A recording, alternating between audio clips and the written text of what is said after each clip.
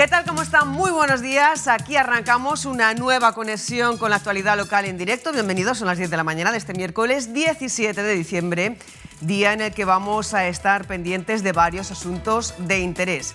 Arrancaremos las conexiones en la nueva estación marítima, donde se están ultimando todos los preparativos con el fin de inaugurar y de poner en funcionamiento estas instalaciones, como van a ver en imágenes, durante la jornada de mañana. Mañana jueves está previsto, como decimos, que se inauguren las instalaciones de la nueva estación marítima. En unos instantes conectaremos con esta infraestructura para conocer los últimos detalles. También continuaremos con la ronda de entrevistas a los partidos con representación en la Asamblea.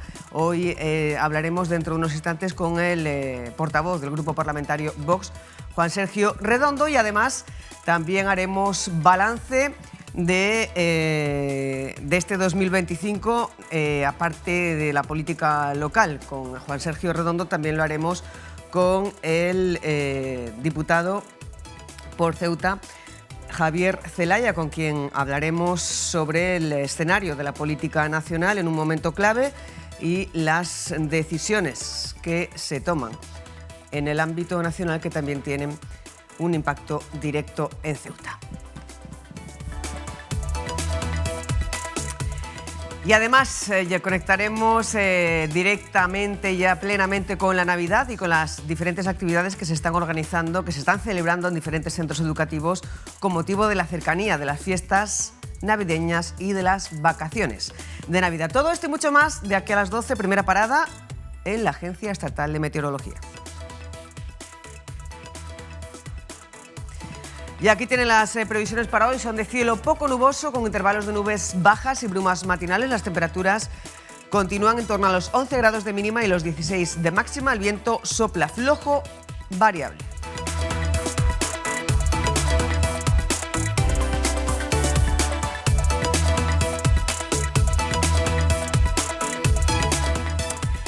Dos minutos pasan de las 10 de la mañana de este miércoles 17 de diciembre, jornada previa a la puesta en funcionamiento, a la puesta en marcha, a la inauguración oficial ya de la nueva terminal de pasajeros, de la nueva estación marítima. Vamos a conocer los últimos detalles, los últimos preparativos. Raúl Llamas, muy buenos días, cuéntanos. ¿Qué tal, Susana? Buenos días. Pues efectivamente, tras dos preinauguraciones, ya podemos decir que la noticia es que mañana, jueves, por fin va a entrar en funcionamiento esta nueva terminal de la estación marítima, una nueva terminal muy esperada por todos los ceutíes. Y para contarnos un poco los entresijos de esta apertura, mañana nos encontramos con Mohamed Loulichki. Él ha sido director de ejecución de la obra y es responsable de infraestructuras del puerto. ¿Qué tal, Mohamed? Buenos días. Muy buenas, ¿cómo estáis? Bienvenidos a vuestra casa, vuestra nueva terminal. Una terminal del siglo XXI, una preciosidad en todos los aspectos, para disfrutar de todo el pueblo de Ceuta y los que vengan a visitarnos, siempre. Pues la noticia, como decimos, es que mañana ya por fin abre, ¿no? Cuéntanos. Ya mañana ponemos en marcha a nuestra terminal y la pondremos en marcha 100% para que todos los pasajeros disfruten de estas nuevas instalaciones. ¿Cómo va a ser un poco el recorrido? Ya mañana entrarán por aquí por la nueva, supongo que quedarán todavía algunos pequeños flecos, ¿no? Cuéntanos. Pues quedaría lo que sería la coordinación con las navieras para poner a empezar al funcionamiento los códigos QR, porque hasta se accederá con código QR, comprando los billetes en la antigua terminal y ya está. Y con los códigos QR pues accederán a su sala de preembarque, esperarán hasta que se abra el filtro de pasajeros y de ahí accederán a las pasarelas de embarque hasta sus respectivos barcos por las puertas de embarque que correspondan.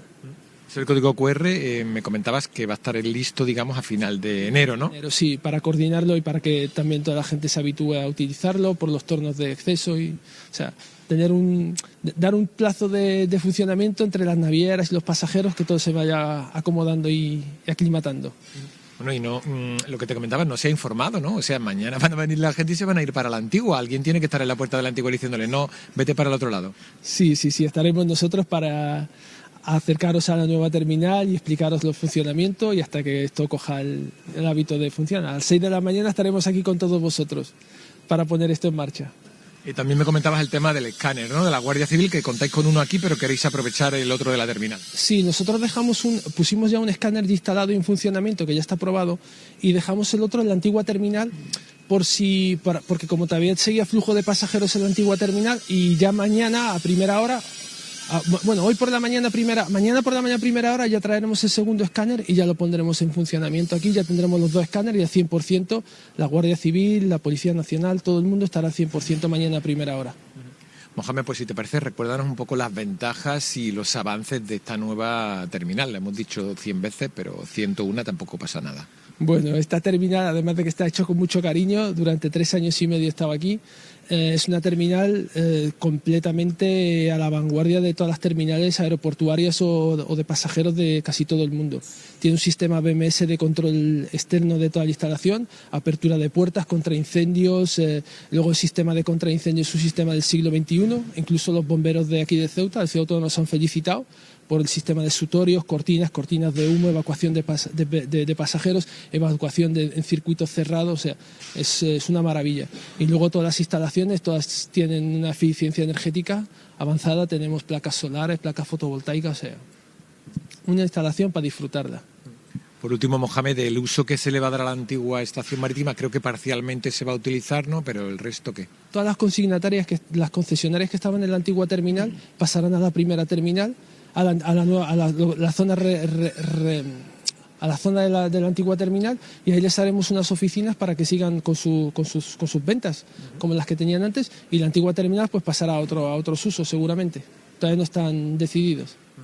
Supongo que como director de ejecución de la obra estarás orgulloso, ¿no? Bueno, director de ejecución de la obra y en la ciudad de mi madre, pues súper contento y súper feliz de haber inaugurado esta obra emblemática en la ciudad y para que la disfrutemos todos. Mohamed, muchas gracias. A vuestra disposición siempre. Muchísimas gracias a vosotros. Y aquí tenéis vuestra casa. Pues ahí la he escuchado, era Mohamed Loulichki, responsable de infraestructuras del puerto. Esa es la noticia. Mañana, por fin, abre la nueva terminal de la estación marítima, así que si mañana están pensando en coger un barco, por favor, no se vayan para el otro edificio. Vénganse para acá, en caso de que se vayan para la antigua terminal. Como nos comentaba Mohamed, habrá alguien que les diga para esa puerta, no, para esta. Pues muchísimas gracias, Raúl. Mañana volveremos a conectar con la nueva terminal de pasajeros para verla ya en funcionamiento. Seguimos en contacto, seguimos conectados. Pide paso cuando tengas más cuestiones, imágenes o asuntos de interés que contarnos. Nosotros continuamos con esta ronda de entrevistas, ronda de conversaciones y charlas que estamos teniendo esta semana con los representantes de los diferentes partidos políticos con representación en la Asamblea. Y hoy lo hacemos con el portavoz de Vox, Juan Sergio Redondo. Muy buenos días. Buenos días. ¿Qué tal, qué balance hacemos de este 2025 que está a punto ya de concluir? Bueno, pues nos gustaría hacer un balance distinto al del año anterior, pero la verdad es que no podemos hacerlo. Seguimos en la misma tónica política que los años anteriores y en las mismas formas de gestionar la política local que tiene este gobierno desde hace 23 años.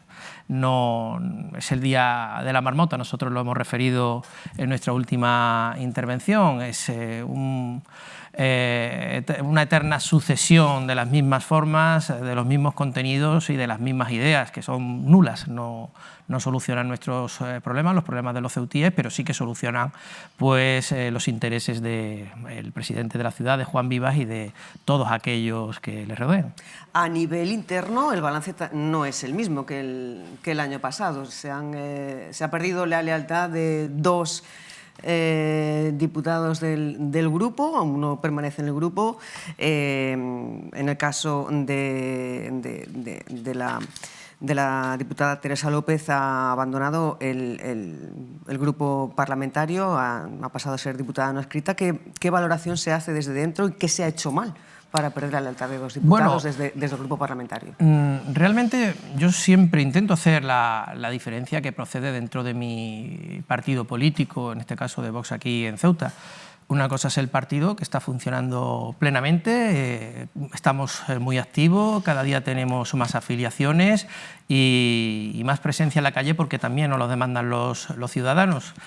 Y otra cosa es el grupo parlamentario. El grupo parlamentario pues, tiene una serie de servidumbres que es la legislación electoral vigente que bueno, pues, permite que el acta sea del diputado y no del grupo. Si no fuera esta la legislación, que nosotros hemos demandado siempre que se modifique en general la legislación electoral en este país, pues posiblemente no estaríamos hablando absolutamente de nada del grupo parlamentario. Ahora mismo habría otros 2 diputados en sustitución de estas 2 personas que pues, no se han sentido cómodas con la forma de proceder dentro del grupo parlamentario, que hay que recordar no es distinta a la forma que venía produciéndose ya en la legislatura pasada, simplemente que la legislatura pasada no pusieron de manifiesto ningún tipo de discordancia con respecto a la forma de gestionar políticamente el grupo parlamentario, y para nuestra sorpresa este año sí hemos visto que bueno, pues no estaban conformes cómo se estaban haciendo las cosas. La verdad es que no sabemos muy bien por qué, no hemos tenido una explicación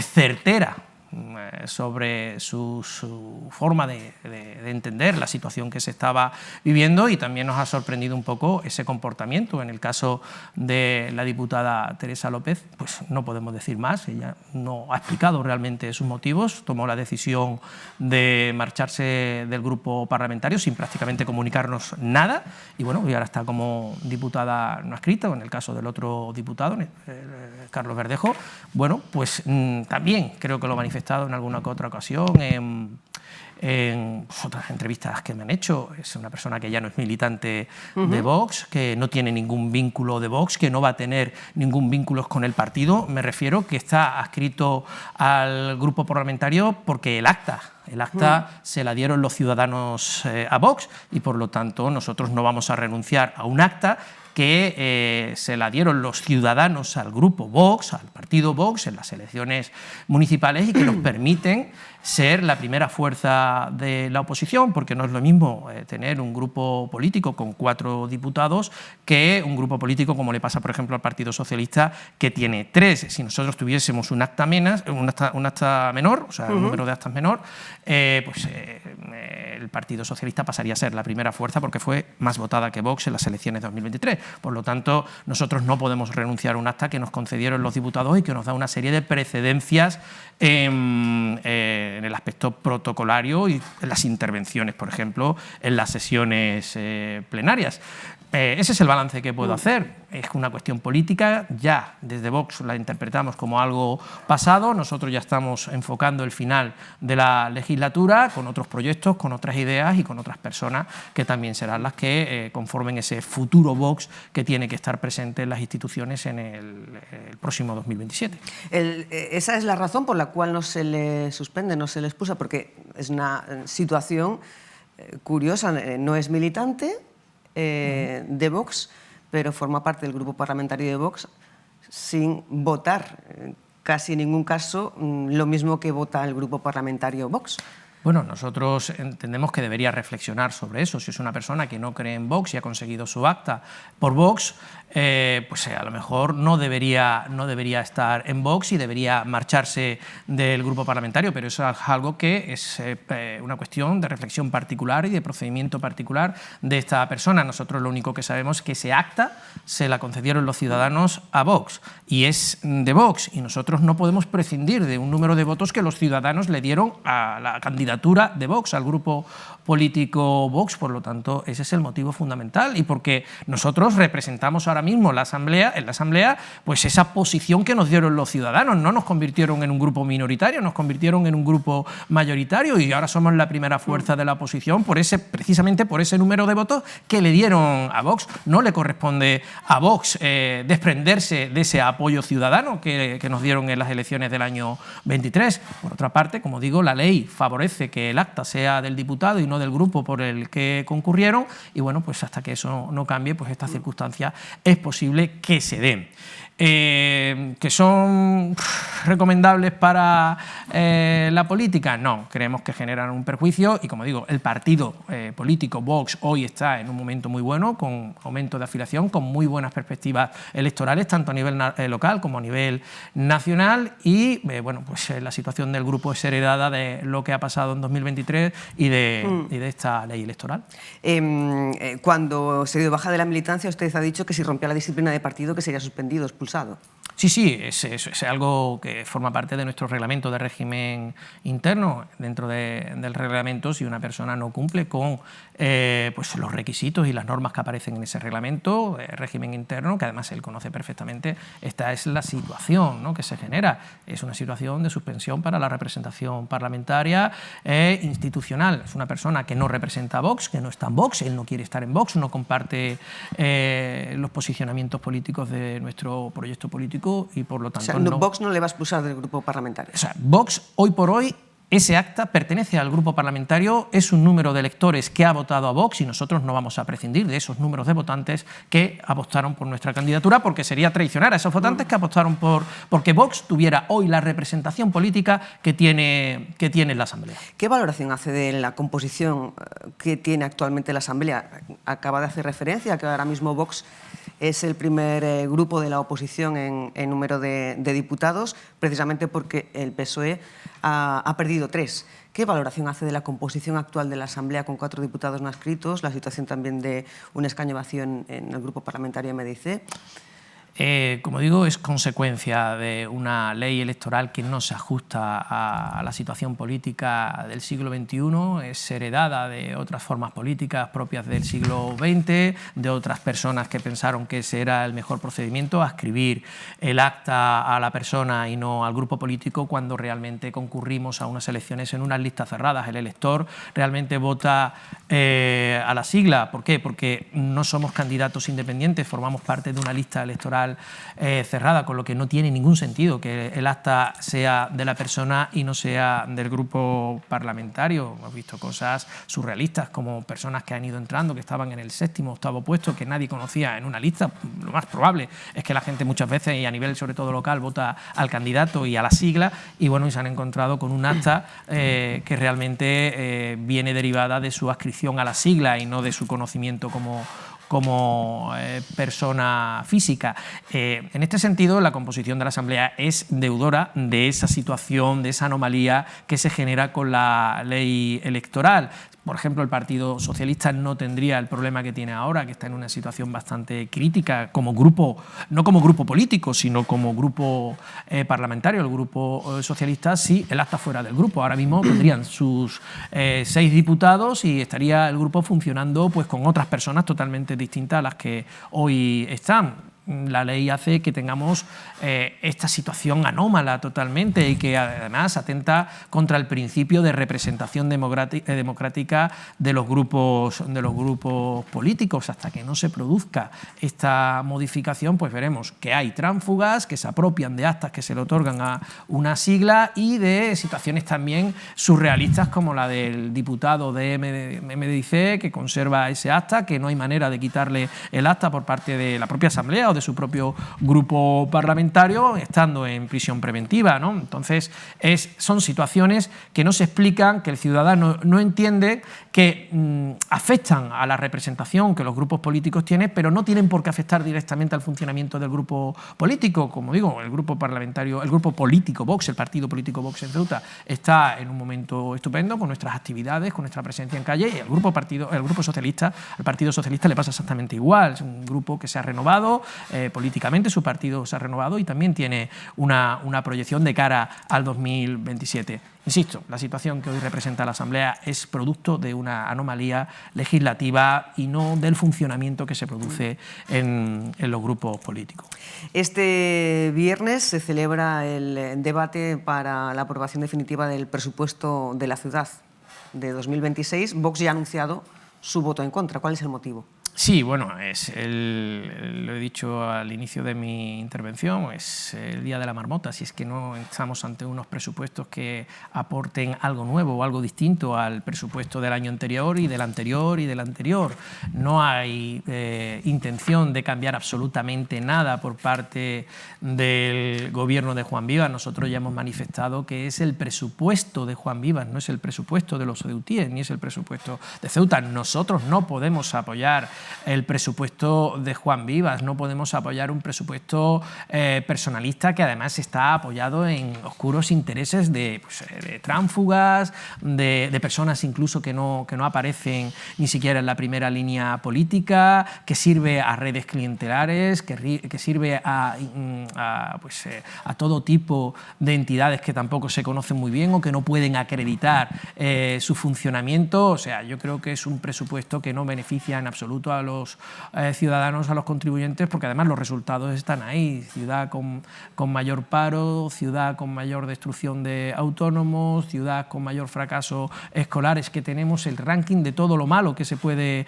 esperar en lo que sería una gestión política. Entiendo que si tenemos un presupuesto que supera ampliamente los 400 millones de euros y tenemos una ciudad que está al borde de la exclusión social o que tiene un porcentaje muy elevado de personas al borde de la exclusión social, es algo que no se está haciendo bien y que ese presupuesto no resuelve los problemas del ciudadano. Insisto, no resuelve los problemas del ciudadano, pero al parecer sí que resuelve muy bien los problemas de Juan Vivas, la situación política de Juan Vivas y sobre todo lo que a él realmente le importa. Eso también lo tienen que saber los ciudadanos, que no es otra cosa que mantenerse en el sillón pues el mayor tiempo posible. Ya lleva 23 años y si tienen la posibilidad se plantará en los 50 y celebrará las bodas de diamante. Creo que ahora decía que iba a celebrar las bodas de plata o algo por el estilo. Pues serán las de oro o las de diamantes, porque esta persona, mientras tenga el control de las nóminas, es una persona bastante peligrosa para la política, porque compra voluntades y porque realmente compra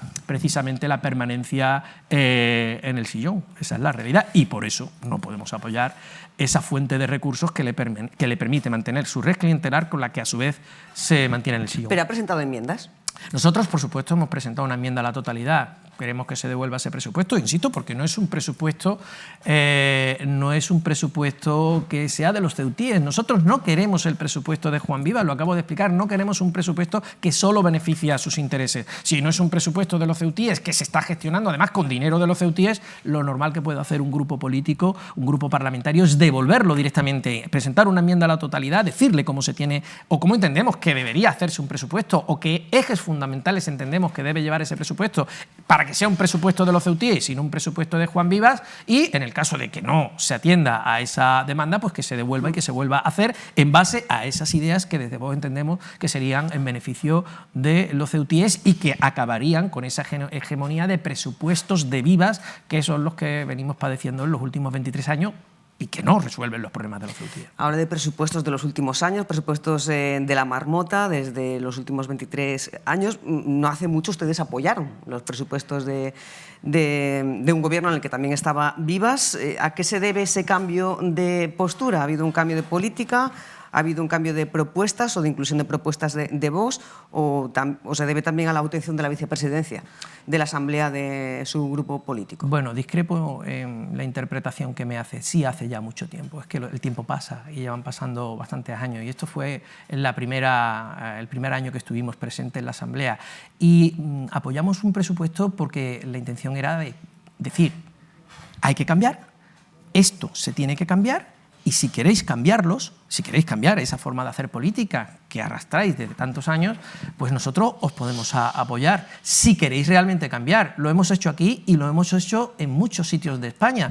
Hemos buscado la fórmula de que el Partido Popular cambiara esa forma de hacer política más vinculada a la izquierda que a lo que entendemos que tiene que ser un proyecto de las características que representa o que en su día representó el Partido Popular y que hoy representa, por supuesto Vox. Entendíamos que había que insistir, había que hablar y que no había que cerrarse si entendíamos que podía producirse ese cambio. Evidentemente vimos que no era en absoluto la intención del Partido Popular de cambiar absolutamente sus políticas vinculadas a la Agenda 2030, a las políticas woke, etcétera, etcétera. O sea, su forma de hacer política es exactamente la misma que la de Pedro Sánchez y la del Partido Socialista, pero no solo en Ceuta. Lo hemos vivido en otros sitios donde también se le ha apoyado en un momento determinado presupuesto y que, pues, ya sea Aragón, ya sea en Andalucía, ya sea en otros muchos sitios, y que al final han derivado en presupuestos que no se ajustaban en absoluto a lo que en su momento habían pactado. El Partido Popular, como dice que mentir no es ilegal, lo han dicho ellos mismos, es maestro y es especialista en el arte del trilero. Y claro, cuando uno es especialista en ese arte, donde dije digo Diego, y automáticamente se pacta una cosa y hace la contraria. A él lo único que le interesa es sobrevivir un día más. Cuando, evidentemente, un grupo político serio detecta que no hay voluntad de cambio, pues radicalmente se opone frontalmente a la mentira, al engaño, a la estafa y se convierte en la oposición más dura que, en este caso, el Partido Popular se va a encontrar en Ceuta y en otros sitios de España. Acaba de mencionar dos autonomías donde ya hay convocadas elecciones, Aragón, Andalucía, este fin de semana Extremadura. ¿Qué le parece o qué valoración hace el contexto político actual a nivel nacional? Bueno, exactamente, vivimos en una crisis del bipartidismo y el propio bipartidismo genera estabilidad política y demanda la necesidad de este tipo de elecciones porque realmente los ciudadanos en este país están cansados de la estafa y del engaño, y eso es a lo que lo han sometido durante muchísimos años el Partido Popular, el Partido Socialista y bueno, pues lo que supone ese bipartidismo que padece este país y que tampoco resultados ha dado a la gestión y al desarrollo de nuestro país, y además con unos casos bastante graves en los últimos años. Eso ha generado que pues, se tengan que convocar elecciones, los ciudadanos tienen que hablar, tienen que pronunciarse sobre qué modelo de país quiere, qué modelo de región quiere, si realmente quieren seguir anclados a esas formas de hacer política que representa el Partido Popular o el Partido Socialista, o si realmente quieren cambiar y dar un giro de 180 grados para que las políticas sean distintas y sus regiones y el país en general, la región en particular, pero el país en general, cambie de rumbo y atienda a las necesidades de los ciudadanos, que son muchísimas de los españoles, y bueno, pues deje de servir a intereses que no benefician en conjunto a la nación y que se dictan desde otros sitios del mundo y que por lo tanto son ajenos a las necesidades que hay en núcleos más pequeños o en territorios o en regiones, y eso lo vamos a ver ahora en las próximas elecciones que a lo largo de, bueno, ya tenemos las próximas este fin de semana, pero a lo largo del 2026 pues seguramente que se irán produciendo en otras regiones del país. El presidente del Gobierno, Pedro Sánchez, ha dado una comparecencia esta semana en la que ha reconocido errores, pero va a continuar adelante. La legislatura no tiene previsto convocar elecciones. Bueno, Pedro Sánchez miente por naturaleza, es su carácter, no dice ni una verdad ni cuando se equivoca, o sea, por lo tanto es una persona hábil en la mentira, en el engaño, y además está aposentado en la corrupción. Evidentemente no tiene que tener ninguna intención de abandonar el sillón que le garantiza el no ser procesado judicialmente como otros de sus compañeros de Peugeot. Entonces, la realidad es que pues, nosotros estamos convencidos de que no tiene ninguna intención de convocar elecciones porque sabe que las puede perder, y tampoco de abandonar la posibilidad de renovar el mandato, de poder seguir en el sillón, porque él sabe perfectamente que no lo quiere nadie en ningún sitio, ni nadie le va a dar amparo ni en Europa, ni en ningún organismo internacional, no sé, en Venezuela, pero desde luego en Europa, en ningún sitio que sea serio, lo van a admitir, y que la única posibilidad que tiene de seguir garantizándose cierta inmunidad pues es seguir al frente del sillón. Por eso entendemos que ni va a convocar elecciones, va a seguir entregándole todo lo que le tenga que entregar a los separatistas sin ningún tipo de reparo, y pues si cuando lleguen las elecciones se vuelve a presentar, pues, o sea, tiene la oportunidad, se volverá a presentar, pues espero que con la única posibilidad de perderlas. Este fin de semana hay elecciones en Extremadura. El presidente del Partido Popular, Alberto Núñez Feijóo, rebajaba recientemente, en las últimas horas, un poco las expectativas sobre que su candidata consiguiera una mayoría absoluta, y pide a Vox que apoye un gobierno de de María Guardiola en minoría. Bueno, importante es para Feijóo que por lo menos ya recuerde el nombre de la candidata que tiene en Extremadura, eso es algo importante, ya vamos avanzando.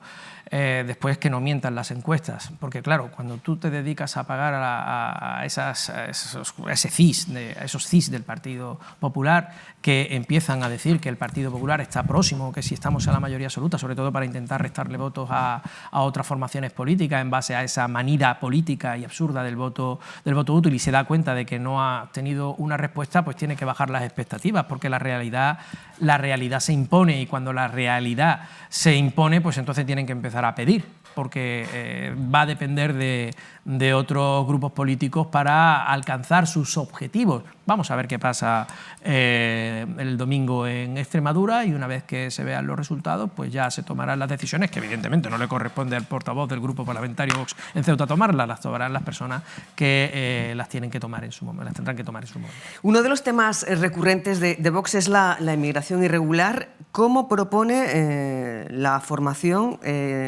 que España y Ceuta gestionen este fenómeno de forma eficaz y respetando los derechos humanos? Bueno, pues acabando con el efecto llamada. Si el principal atentado contra los derechos humanos y contra la seguridad de las personas que se juegan la vida cruzando la frontera es el efecto llamada. Si a una persona le dices que en el momento que ponga un pie en el territorio nacional la vas a mandar a la península, le vas a dar vía libre y va a poder moverse libremente por Europa, pues eso genera que más personas se jueguen la vida en la frontera, en la valla, en el mar, se ahoguen, mueran y haya más víctimas. Esa es la realidad. Si nosotros realmente no gestionamos una política directa en la que se pueda repatriar directamente a estas personas que entran ilegalmente, y que ellos vean que, aunque se jueguen la vida, el único fin que van a obtener es la devolución al punto de partida, pues entonces acabaremos o mitigaremos en alguna medida pues ese efecto llamada y evitaremos que se produzcan más muertes. Hemos visto que en este fin de semana de temporal, con unas olas brutales que han generado incluso hasta situaciones dramáticas en el tránsito del estrecho, con la travesía de 5 horas del buque de Balearia. Había gente que se tiraba al mar para intentar cruzar. Han aparecido cadáveres, por supuesto, eso era un suicidio, pero eso lo genera el efecto llamada. Paremos el efecto llamada. Hay una legislación vigente que no atenta contra los derechos humanos. Hay acuerdos de repatriación con el Reino de Marruecos. La Unión Europea tiene acuerdos de repatriación y de gestión de la inmigración que entre legalmente en el territorio europeo para la devolución de estas personas que entran ilegalmente. ¿El único escollo son los menores? No, no es un escollo. También existe una legislación específica que hay que hacer bien, que hay que tramitar adecuadamente, con todas las garantías, pero también existe. Hay que ponerse a trabajar. Ahora, lo fácil es decir, no se puede hacer nada, todos para adentro y que se muevan libremente. Pues entonces estamos generando problemas añadidos, estamos generando problemas en frontera, estamos poniendo en riesgo a nuestras fuerzas y cuerpos de seguridad del Estado. Hemos visto un atentado contra un guardia civil recientemente por una persona que se abalanzaba sobre él en su intento de violentar nuestras fronteras, y claro, pues generamos todos estos problemas que estamos viendo y evidentemente un drama humano que se corresponde con esas muertes que se están produciendo en la frontera sur de Europa.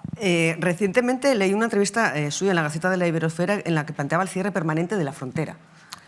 Es una frontera insegura, es una frontera totalmente permeable, es una frontera que Marruecos utiliza hábilmente para extorsionar en materia de inmigración a España. Por lo tanto, si esa frontera es una vía de entrada utilizada hábilmente por las personas que nos quieren colapsar migratoriamente, en este caso el Reino de Marruecos, pues habrá que cerrarla hasta que sea un entorno reforzado y seguro, y sobre todo que evite el riesgo a nuestras fuerzas y cuerpos de seguridad del Estado, que son los encargados de proteger esa frontera. Yo creo que es de sentido común. Es lógico decir, si algo no está cumpliendo con su función adecuadamente, que es una frontera totalmente permeable, que además está siendo utilizada por aquellos que quieren violentarla y que quieren poner contra las cuerdas a España en materia migratoria, pues habrá que cerrarla hasta que encontremos una solución que convierta ese entorno en un espacio seguro para el tránsito internacional regulado de personas, y no un coladero como ahora tenemos, tanto de mayores como de menores, de todo el Magreb y del resto del África continental.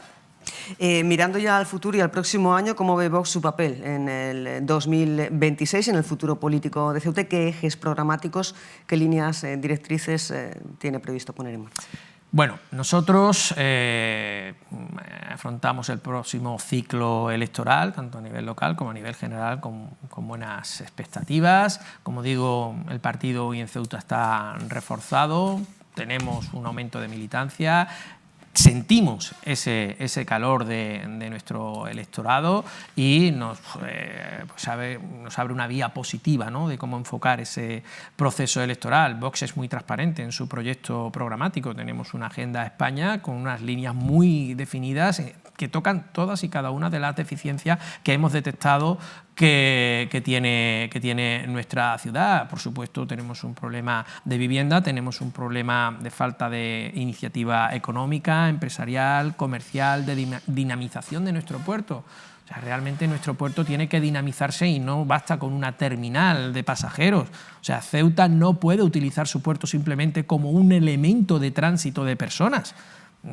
Ceuta tiene un puerto en un punto estratégico del comercio internacional y parece ser que solo hemos invertido en el tránsito de personas. Yo creo que hay que dinamizar ese recurso, esa fuente de riqueza que tiene la ciudad y no solo dedicarla al juego online. O sea, nosotros tenemos las mismas ideas que ya presentamos en 2023, que ya presentamos en procesos electorales anteriores y que entendemos que son positivas porque llevamos propuestas a la Asamblea de Ceuta que nos rechaza directamente el Partido Popular para semanas después ponerlas en práctica, ponerlas en marcha. Hemos estado en barriadas denunciando la situación de precariedad absoluta que vive en nuestras barriadas y acto seguido hemos visto al consejero del ramo pasearse por las barriadas o destinar recursos para intentar solucionar problemas que llevaban años sin solucionarse y que Vox había ya señalado en la Asamblea en materia de seguridad, de construcción, de infraestructura. Todas esas cuestiones que hemos expuesto en la Asamblea en multitud de propuestas, todas ellas rechazadas por el Partido Popular, por una cuestión táctica, por una cuestión de sumisión estratégica a los socios que le mediatizan políticamente, pero que además lo único que consiguen es que el Partido Popular se dé un tiro en el pie a la hora de hacer ese tipo de actuaciones, de rechazar propuestas como por ejemplo la que hemos visto recientemente, en la que pedíamos precisamente mayor seguridad en frontera, mayores recursos para nuestra fuerza y cuerpo de seguridad del Estado, una mayor implicación del Estado en esa defensa fronteriza.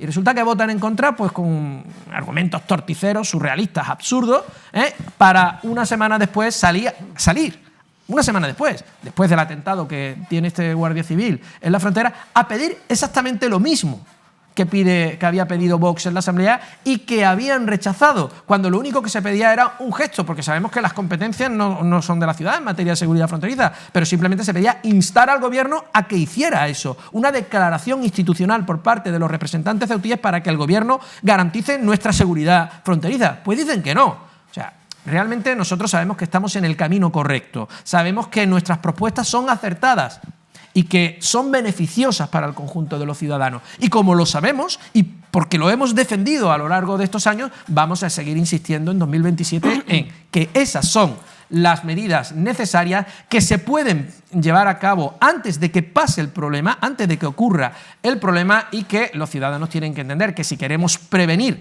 antes que remediar, pues hay que echar a este señor que lleva 23 años en la Asamblea de Ceuta y que tiene a la ciudad pues muy bonita y marinera, como él dice, pero totalmente colapsada y bloqueada. ¿Cuántos militantes tiene ahora mismo la formación? Nosotros tenemos una media para Ceuta por encima de los 200 militantes, que para una ciudad como Ceuta, con las características de Ceuta, está muy bien. ¿Y cómo ha evolucionado esa cifra con respecto a hace un año o dos? Pues recientemente hemos tenido, suele ir pasando, que van descendiendo números de militantes. Pues, por desgracia hemos tenido gente que ha fallecido, gente pues que se desvincula de la política, y hemos tenido un repunte prácticamente desde hace cuestión de 6 meses, un repunte bastante continuado y recurrente de nuevos militantes. Para nosotros es una satisfacción el hecho de mantener más o menos el mismo número, la misma proporción de militantes en los momentos en los que hemos tenido más apoyo electoral, por ejemplo, en la legislatura pasada, incluso cuando conseguimos un 31% del electorado que nos dio acceso al acta de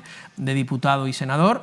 Bueno, pues más o menos nos hemos mantenido en esa línea de estos últimos 7 años, que eso para Vox es muy importante en una ciudad con las características de Ceuta. Vimos hace unos años cuando se hacían las primarias en el Partido Popular que a la hora de la verdad, cuando tenían que ver el número de militantes que tenían, no les salían ni 400 que estuvieran al día de cuota. Afortunadamente nosotros tenemos unos militantes muy activos, muy cumplidores y que están al día en su compromiso con Vox. ¿Y cuál es su relación con la dirección nacional del partido? ¿Ha sido invitado a dar un paso a un lado, como dice su compañero de grupo parlamentario, Carlos Verdejo?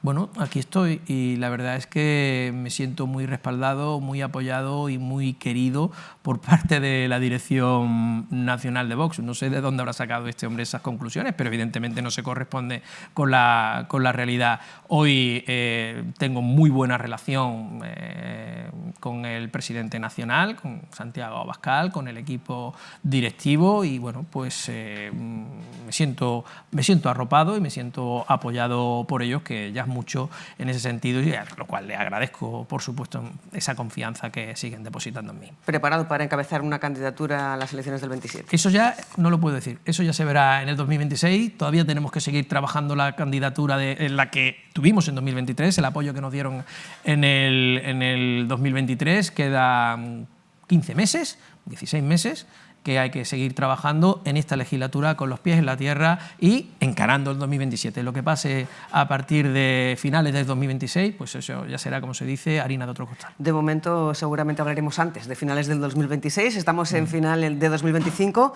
Muchísimas gracias por conectar con nosotros, ha sido un placer, que tengan felices fiestas y que aquí estamos para seguir hablando, para seguir conectando en el próximo ejercicio político. Pues muchas gracias a vosotros y feliz Navidad. Feliz Navidad. Y nosotros nos vamos ahora hasta el barrio, hasta la barriada de San José Jadú. Como saben, están en plenas obras y esta semana el Gobierno se reunía con los comerciantes en ese grupo de trabajo que se ha creado. Vamos a ver cuál es el grado de satisfacción de estos empresarios. Raúl Llamas, muy buenos días de nuevo. ¿Qué tal, Susana? Pues como sabemos, este lunes se reunía el grupo de trabajo para Jadú, compuesto por varios comerciantes y el Gobierno de la ciudad en un local de Vicedo Martínez para analizar cómo van las obras y cómo está la situación. Uno de los que estuvo en esa reunión es la persona que tengo a mi derecha, es Otman Mohamed, del comercio Yo Móvil. ¿Qué tal? Buenos días. Buenos días, Raúl. Bueno, ¿cómo fue la reunión? No sé si estáis satisfechos, cuéntame un poco cómo salió el tema. No, en principio bien, en principio la reunión ha sido positiva, la verdad.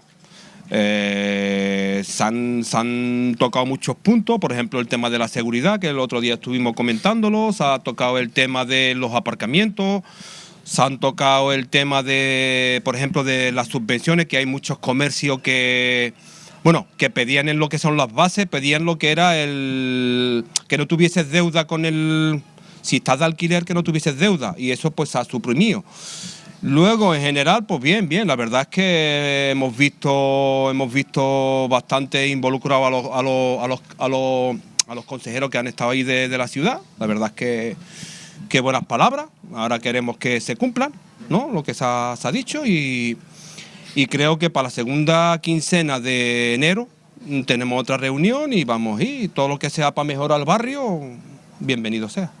Vamos por partes, si te parece, Otman. Por ejemplo, en temas de seguridad, ¿se ha comprometido a un refuerzo mayor? Sí, se han comprometido en que iban a aumentar el tema de Policía Nacional y Policía Local por dentro de los barrios, de noche aquí, ¿sabes? Porque es que esto, Jadú se ha ido de las manos. Jadú, aquí hay bandas. Cuando cerramos aquí a las 8:30, es que hay bandas. Gente indocumentada, gente que van con las motos, gente totalmente inseguro. Entonces eso tiene que cambiar, bajo mi punto de vista tiene que cambiar. En el tema del aparcamiento, una de vuestras peticiones fue 1 hora de parking gratuito en las instalaciones de aquí de Angevicesa, ¿no? Y el contar con más zonas de parking por aquí por la barriada. ¿Eso cómo fue acogido? Sí, estuvimos hablando del tema del parking que tenemos aquí en el Morro, por ejemplo, que el cliente venga a comprar, pues tenga 1 hora gratuito de parking. Y luego de habilitar, estuvimos también comentando de habilitar algún parking provisional, ¿sabes? Pero de momento no se ha concretado ninguno en concreto ni nada. En cuanto a las actuaciones que se han comentado de dinamización comercial, es decir, para potenciar un poco el comercio de aquí, ¿se habló algo en claro o no?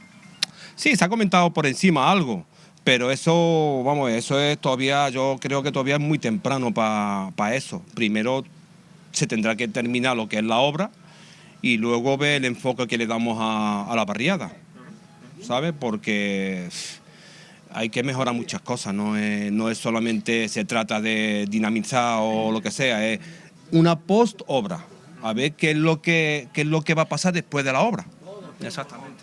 Ha comentado que os reunís de nuevo en enero. ¿Quién forma parte del grupo de trabajo, Osman? Nosotros tenemos, a raíz de una reunión, tenemos un grupo de trabajo. Yo pertenezco, soy uno de los que pertenece. Está Ángeles, de la farmacia. Está Salva, que tiene una tienda de ropa. Está Maite, la tienda de la zapatería. Y está también los compañeros del mercado, ¿sabes? Que también hay un par de ellos. Hay 3 del mercado. En total somos 7. ¿Y taxistas, por ejemplo, y el presidente de la barriada no forman parte? Yo no los he visto, ni al presidente de la barriada, Frugui, no estuvo presente en la reunión, ni lo de los taxis tampoco. ¿Crees que deberían estar? Hombre, claro. Todo el que aporta, yo soy de la opinión que yo no soy de excluir a nadie, ¿sabes? Y todo el que aporte, pues bienvenido sea, la verdad. Es que de lo que se trata es de que Jadú, no sé, los que somos de Ceuta, prácticamente yo me he criado aquí en Jadú. Yo soy de aquí de Terrones, pero toda mi vida en Jadú. He estudiado aquí en Jadú, me he corrido por aquí por Jadú y te duele porque realmente Jadú la han ido abandonando y te da pena porque, Quillo, somos gente de Ceuta. Y ya te digo, Jadú era incluso mejor que el centro, ¿sabes? Incluso mejor del centro. Del centro venían a comprar Jadú.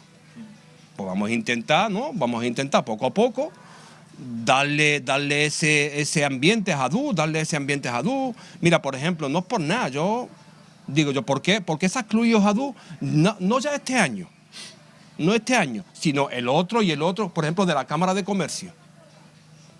¿Por qué?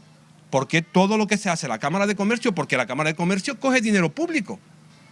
Vale que es un ente formado por diferentes empresas privadas, pero no deja de coger dinero público. Y el dinero público es de todos, incluidos nosotros. ¿Por qué ese dinero que coge la Cámara de Comercio o la Confederación de Empresarios, cuando monta algo, por qué no se acuerda de Jadú? A nosotros nos duele. Claro, nos duele. No te voy a engañar, Raúl. A ti te duele de que con tu dinero, porque nosotros pagamos impuestos, se haga eventos fuera de Jadú. ¿Por qué no se cuenta un día o 2 días? Y esto ya son de años anteriores. ¿Me entiendes lo que quiero decirte? Esa es mi crítica. Pues, muchas gracias por atendernos una vez más y bueno, mucho ánimo con lo que estáis pasando. Siempre gracias a vosotros por vuestro apoyo y por venir siempre, aunque ya a ver si sacáis a otro, porque no voy a sacar yo, no me saqué esto, pero bueno, que bien, que gracias, tío. Que gracias, Raúl. Gracias a ti. Tío. Venga, hasta ahora. Muchas gracias. Venga, hasta ahora. Bueno, Susana, pues será Osman Mohamed, que nos ha atendido amablemente. Él forma parte de ese grupo de trabajo constituido para negociar con el gobierno local esas ayudas y esas medidas para dinamizar aquí el comercio en la zona. Ya ha dicho que han quedado en volver a reunirse en enero y, como hemos dicho, les damos mucho ánimo para seguir adelante. Susana. Pues claro que sí, les damos muchísimo ánimo. Muchísimas gracias a ti también, Raúl. Seguimos en conexión y del barrio, de la barriada San José Jadú, nos vamos ahora a un colegio, al colegio Juan Carlos I, que está en plena celebración navideña, en su tradicional festival de Navidad. Alicia Urbano, muy buenos días. Cuéntanos, ¿qué ambiente se está viviendo ahí en el cole? Muy buenos días, Susana. Pues empezamos la mañana en clave navideño, como nos gusta. Nos hemos venido hoy hasta el colegio Juan Carlos I, donde se está desarrollando su tradicional festival navideño. Estamos con África, con la directora, y con Sora, con una de las profes en práctica, que nos van a contar un poquito más de esta fiesta. Muy buenos días a las dos. Hola, buenos días. África, ¿cómo se está desarrollando la jornada? Pues con muchísima alegría, mucha motivación, el aforo completo con todos los padres, desde infantil hasta sexto. Y bueno, nosotros hemos ido comenzando otro programa del Festival de Navidad desde el 11 de diciembre, con distintas actividades. Hemos hecho talleres de nieve, talleres de cuentacuentos, talleres de manualidades y bueno, y todo gracias a todos los docentes implicados, la maestra de educación musical, Noelia Caballero, Y bueno, la participación de todos los docentes como una gran familia. Aquí tenemos a esta gran maestra, esta futura, que se ha implicado muchísimo en este primer trimestre. Es un ejemplo más de la colaboración que queremos que este colegio sea abierto a todo, hacia una comunidad. Es un festival, ¿no?, que se ha convertido en tradición, es el colofón del programa de actividades. ¿Cuántos años llevamos haciéndolo? Yo llevo aquí casi desde el 2015, pues desde el 2015 lo he ido viendo y todos los años se repite con una gran alegría y todo es una familia. ¿Cómo ayudan las familias? Porque la comunidad educativa entera la estamos viendo entregada aquí en este salón de actos. Al final vamos todos a una. Vamos todos a una, hacemos distintas colaboraciones, el que puede se pone un adorno, el que no se elabora y si no se cose y ya está. Pues vamos a preguntarle a Sora, ella ha preparado a los alumnos de cuarto B, si no me equivoco, ¿no? Sí, son mis alumnos yo estoy con Nuria de prácticas y sí, la verdad, y muy contenta. Acaban de actuar, ¿cómo lo han hecho? Muy bien, hemos estado practicando mucho también. La señora Noelia de música también ha estado ahí a pie de cañón. Así que muy bien, nosotros nuestros ratos libres nos poníamos a bailar. Te vemos emocionada. Sí, yo estoy muy contenta de estar aquí. Voy a preguntarle a los pequeños que al final son los protagonistas. Susana, como todas las mañanas, tú sabes, los protagonistas son ellos. Ellos van a hacer la próxima función. Vosotros sois de sexto, si no me equivoco. Son de sexto de primaria, ya los mayores del cole, que vais a bailar y cantar. Nosotros vamos a cantar, a bailar la canción de David Bisbal. ¿Cuál? La de Todo es posible en Navidad. Bueno, eso es un hito de las canciones, ¿no? La que da siempre paso, como la María Carey de España. ¿Te sabes la canción? Yo viajo a otro. ¿Tú vas a otro ritmo? Mira, Susana, los vemos con sus adornos navideños, están todos súper ilusionados, nos faltan gorros, nos faltan orejas de reno, jersey, todo lo que decimos cada vez que venimos a un colegio y vemos la ilusión compartida, ¿no? Al final estas fiestas son mucho más de compartir lo material, ¿no? Son de compartir la ilusión que se vive estos días, de la música, de la alegría, la sonrisa. Ellos, porque como son los mayores del cole, pues tienen que tener su papel de más serios, ¿no? Pero lo están disfrutando igual que los pequeñitos de 3 años. Pues de aquí nos vamos a ir a otro colegio, nos vamos a ir al Colegio San Agustín para ver el ensayo de su Belén viviente. Desde aquí nos despedimos, desde el Juan Carlos I.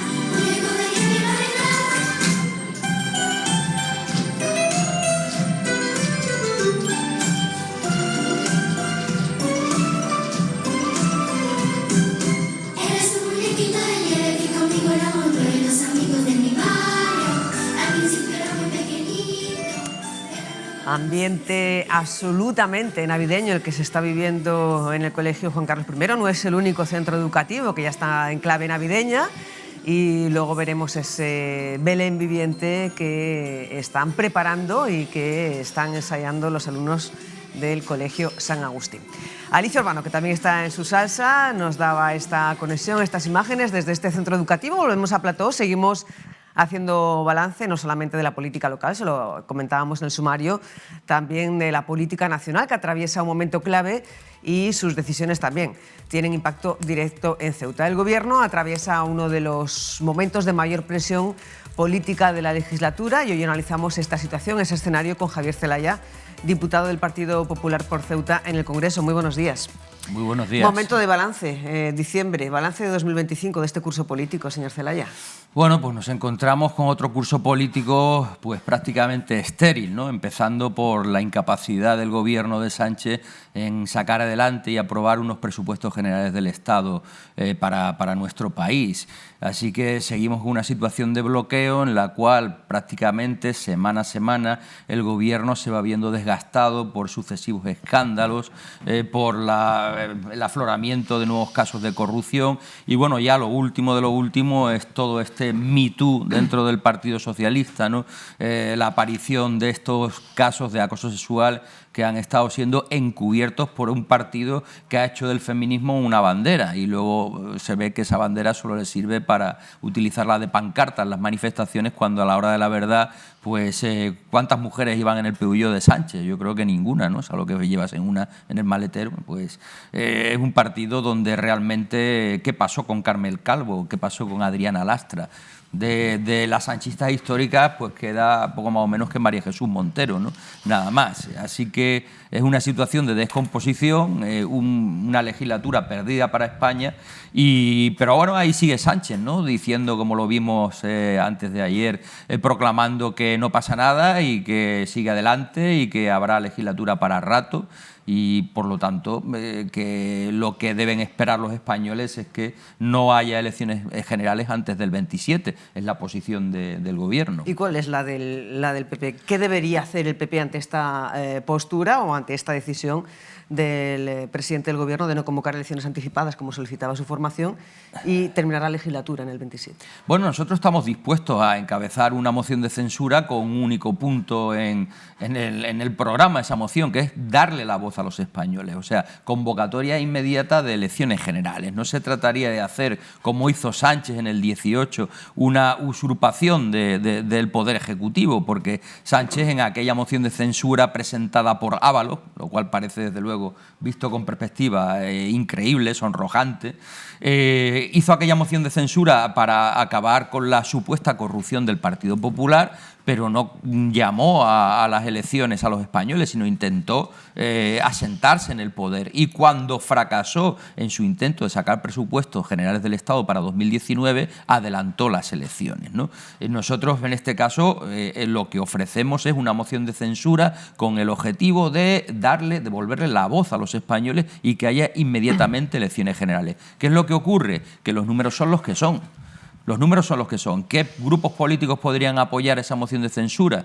Pues nosotros tenemos 137 diputados, Vox tiene 33, Unión del Pueblo Navarro tiene 1, quizás Coalición Canaria tiene 1, pero eso suman 171, 172 a lo sumo y hacen falta 176 para tumbar al gobierno. Y la actitud de Junts es la de perro ladrador poco mordedor, amenaza una y otra vez con que la legislatura se ha acabado, pero no les veo yo en la posición de facilitar un cambio. Y el resto de fuerzas políticas que apoyaron la investidura de Sánchez, lo mismo, pues cuando sale un nuevo escándalo se llevan las manos a la cabeza y se indignan o proclaman como Yolanda Díaz recientemente, que están muy enfadados, pero luego de nuevo se humillan ante el gobierno de Sánchez y son cómplices de la continuidad de este gobierno o este desgobierno, ¿no?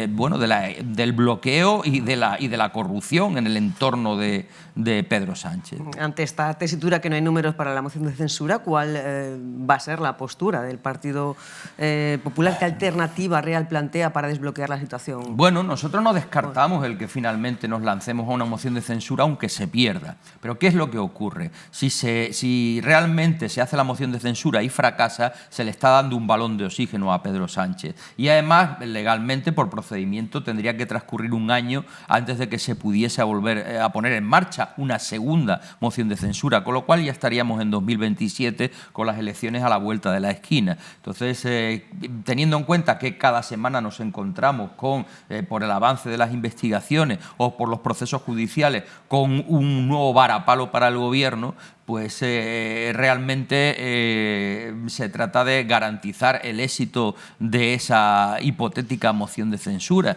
y que ya simplemente por sonrojo, por vergüenza, pues aquellos grupos políticos que justificaron la moción de censura contra Rajoy para combatir la corrupción, si realmente en algún momento de verdad les importó la corrupción, pues que ahora lo demuestren, sumándose y apoyando y comprometiéndose con el Partido Popular, no a darle el gobierno al Partido Popular, sino a darle la voz a los españoles para que voten y decidan en la situación actual qué es lo que prefieren para nuestro país. En lo personal y en lo que respecta a la representación de Ceuta en el Congreso de los Diputados, ¿qué balance hace, señor Zelaya? En lo personal, nosotros tenemos como diputados nacionales 4 funciones básicas, ¿no?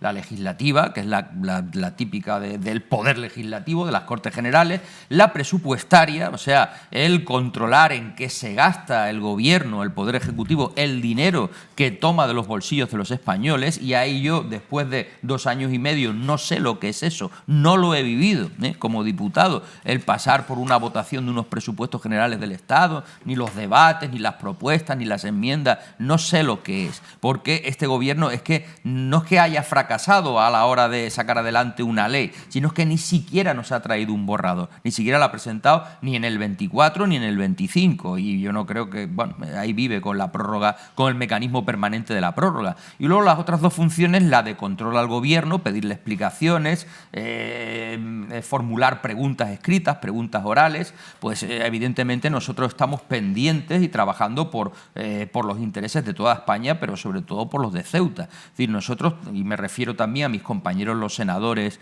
Joaquín Abdeselán y Cristina Díaz, pues estamos pendientes del cumplimiento del Plan Integral de Desarrollo Socioeconómico para Ceuta y Melilla, estamos pendientes del desarrollo del Plan Integral de Seguridad Nacional para Ceuta, que se prevé en la Estrategia Nacional de Seguridad de 2021 y de la que no hay ninguna noticia. Han pasado 4 años y no se ha elaborado, que sepamos absolutamente nada.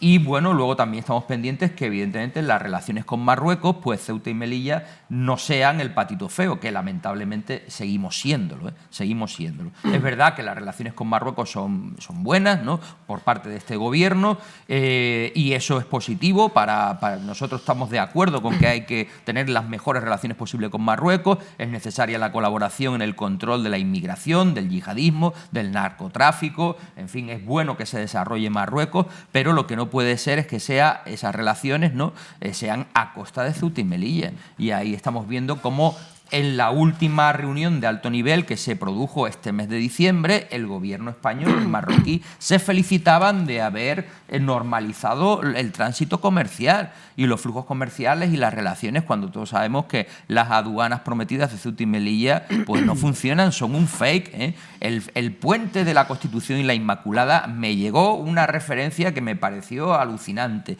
y era de ceutíes que para pasar el puente en Marruecos habían cogido el barco a Algeciras para coger otro barco a Algeciras a Tánger, porque era más rápido y más cómodo que cruzar la frontera del Tarajal. Luego el gobierno dice que no, que las relaciones con Marruecos son maravillosas y que todo, y todos los ceutíes y melillenses sabemos que eso no es así.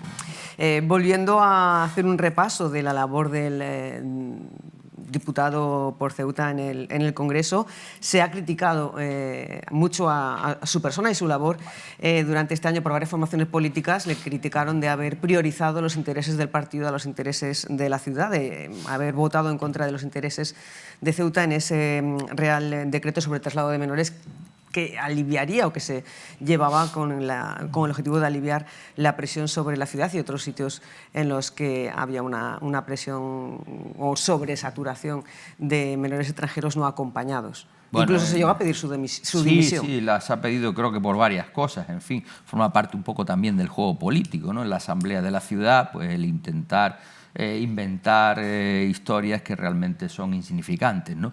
Entonces, en este tema en concreto, pues bueno, yo ya fui durante 2 años y medio consejero de gobierno de la ciudad de Ceuta y estuve sujeto todos los meses a interpelaciones y a críticas, de modo que, bueno, ya no me asusta o no me espanta nada de eso. Y yo creo que es completamente injustificado, porque el Partido Popular ha defendido siempre la necesidad de que Ceuta y Canarias, no como puede ser cualquier otro territorio, que evidentemente no afronten en solitario el desbordamiento por la inmigración, y que tiene que haber una solidaridad, pero es que el Partido Popular le exigía al Gobierno una serie de condiciones, ¿no?, para apoyar la reforma de la Ley de Extranjería, que el Gobierno de España en ningún momento ha contemplado. Y sin ir más lejos, el tema de pedir el auxilio, el apoyo de la Unión Europea, que cada vez está más sensibilizada con el desafío que supone la inmigración para Europa, ¿no? Y ese apoyo, ¿por qué no se ha pedido ese respaldo? ¿Por qué es simplemente ese hincapié del Gobierno de no, hay que repartirlos entre las comunidades autónomas, y el Gobierno los transporta y los suelta allí sin dotar a esas comunidades autónomas de los medios necesarios para atender a esos menores, en el caso de los menores no acompañados, ¿no? Bueno, el Gobierno lo ha utilizado como estrategia para tensionar a las comunidades autónomas gobernadas por el Partido Popular, con el apoyo de Vox, dada la actitud intransigente de Vox, que ahí sí que Vox, si fuese por ellos, nos convertirían a nosotros en un presidio de menores. Pues claro, la postura es, que no se muevan, que no salgan y que se queden, o se devuelven o se quedan ahí, ¿no? Y de eso nos deja a nosotros, a la Isla del Hierro, bueno, a todas las Canarias, y el caso de Ceuta nos pondría una situación completamente desesperada, ¿no? Y el Partido Popular no defiende eso, pero tampoco defiende la distribución sin ton ni son y sin ningún tipo de otras medidas que racionalicen este problema. Pero, ¿cómo se vive por dentro cuando la opinión del PP a nivel nacional, o del grupo parlamentario en el Congreso, y la opinión del PP pues, local son contrapuestas? Es que no hay una contradicción ni están contrapuestas realmente. A ver, el Gobierno de la ciudad evidentemente está deseando el auxilio de las demás comunidades autónomas y del propio Gobierno de España para atender un problema que además estaba desbordando financiera y presupuestariamente a la ciudad, porque no tenía la capacidad, el coste de mantenimiento de tantos niños menores acogidos y tutelados por la ciudad había desbordado las cuentas del presupuesto de la ciudad. Eso para empezar, ¿no? Y que era un problema gravísimo, ¿no? Pero, ya digo, no hay contradicción, porque el Partido Popular en ningún momento se ha negado a que se produzca ese reparto de menores o ese desplazamiento para compensar. Lo que pasa es que el Gobierno lo había regulado de una manera en la que se privilegia a sus aliados nacionalistas, porque han sacado un modelo, un baremo, en el cual pues lo que provocaba era que el grueso del reparto fuese a comunidades del PP, liberando de alguna manera, por ejemplo, al País Vasco o a Cataluña. ¿Por qué? Porque necesita los votos de Junts y del PNV. Y ya digo, el planteamiento del PSOE en este tema ha sido siempre en clave política para tensionar y debilitar a las comunidades autónomas gobernadas por el PP. Entonces, contradicción, yo en ningún momento la he apreciado así.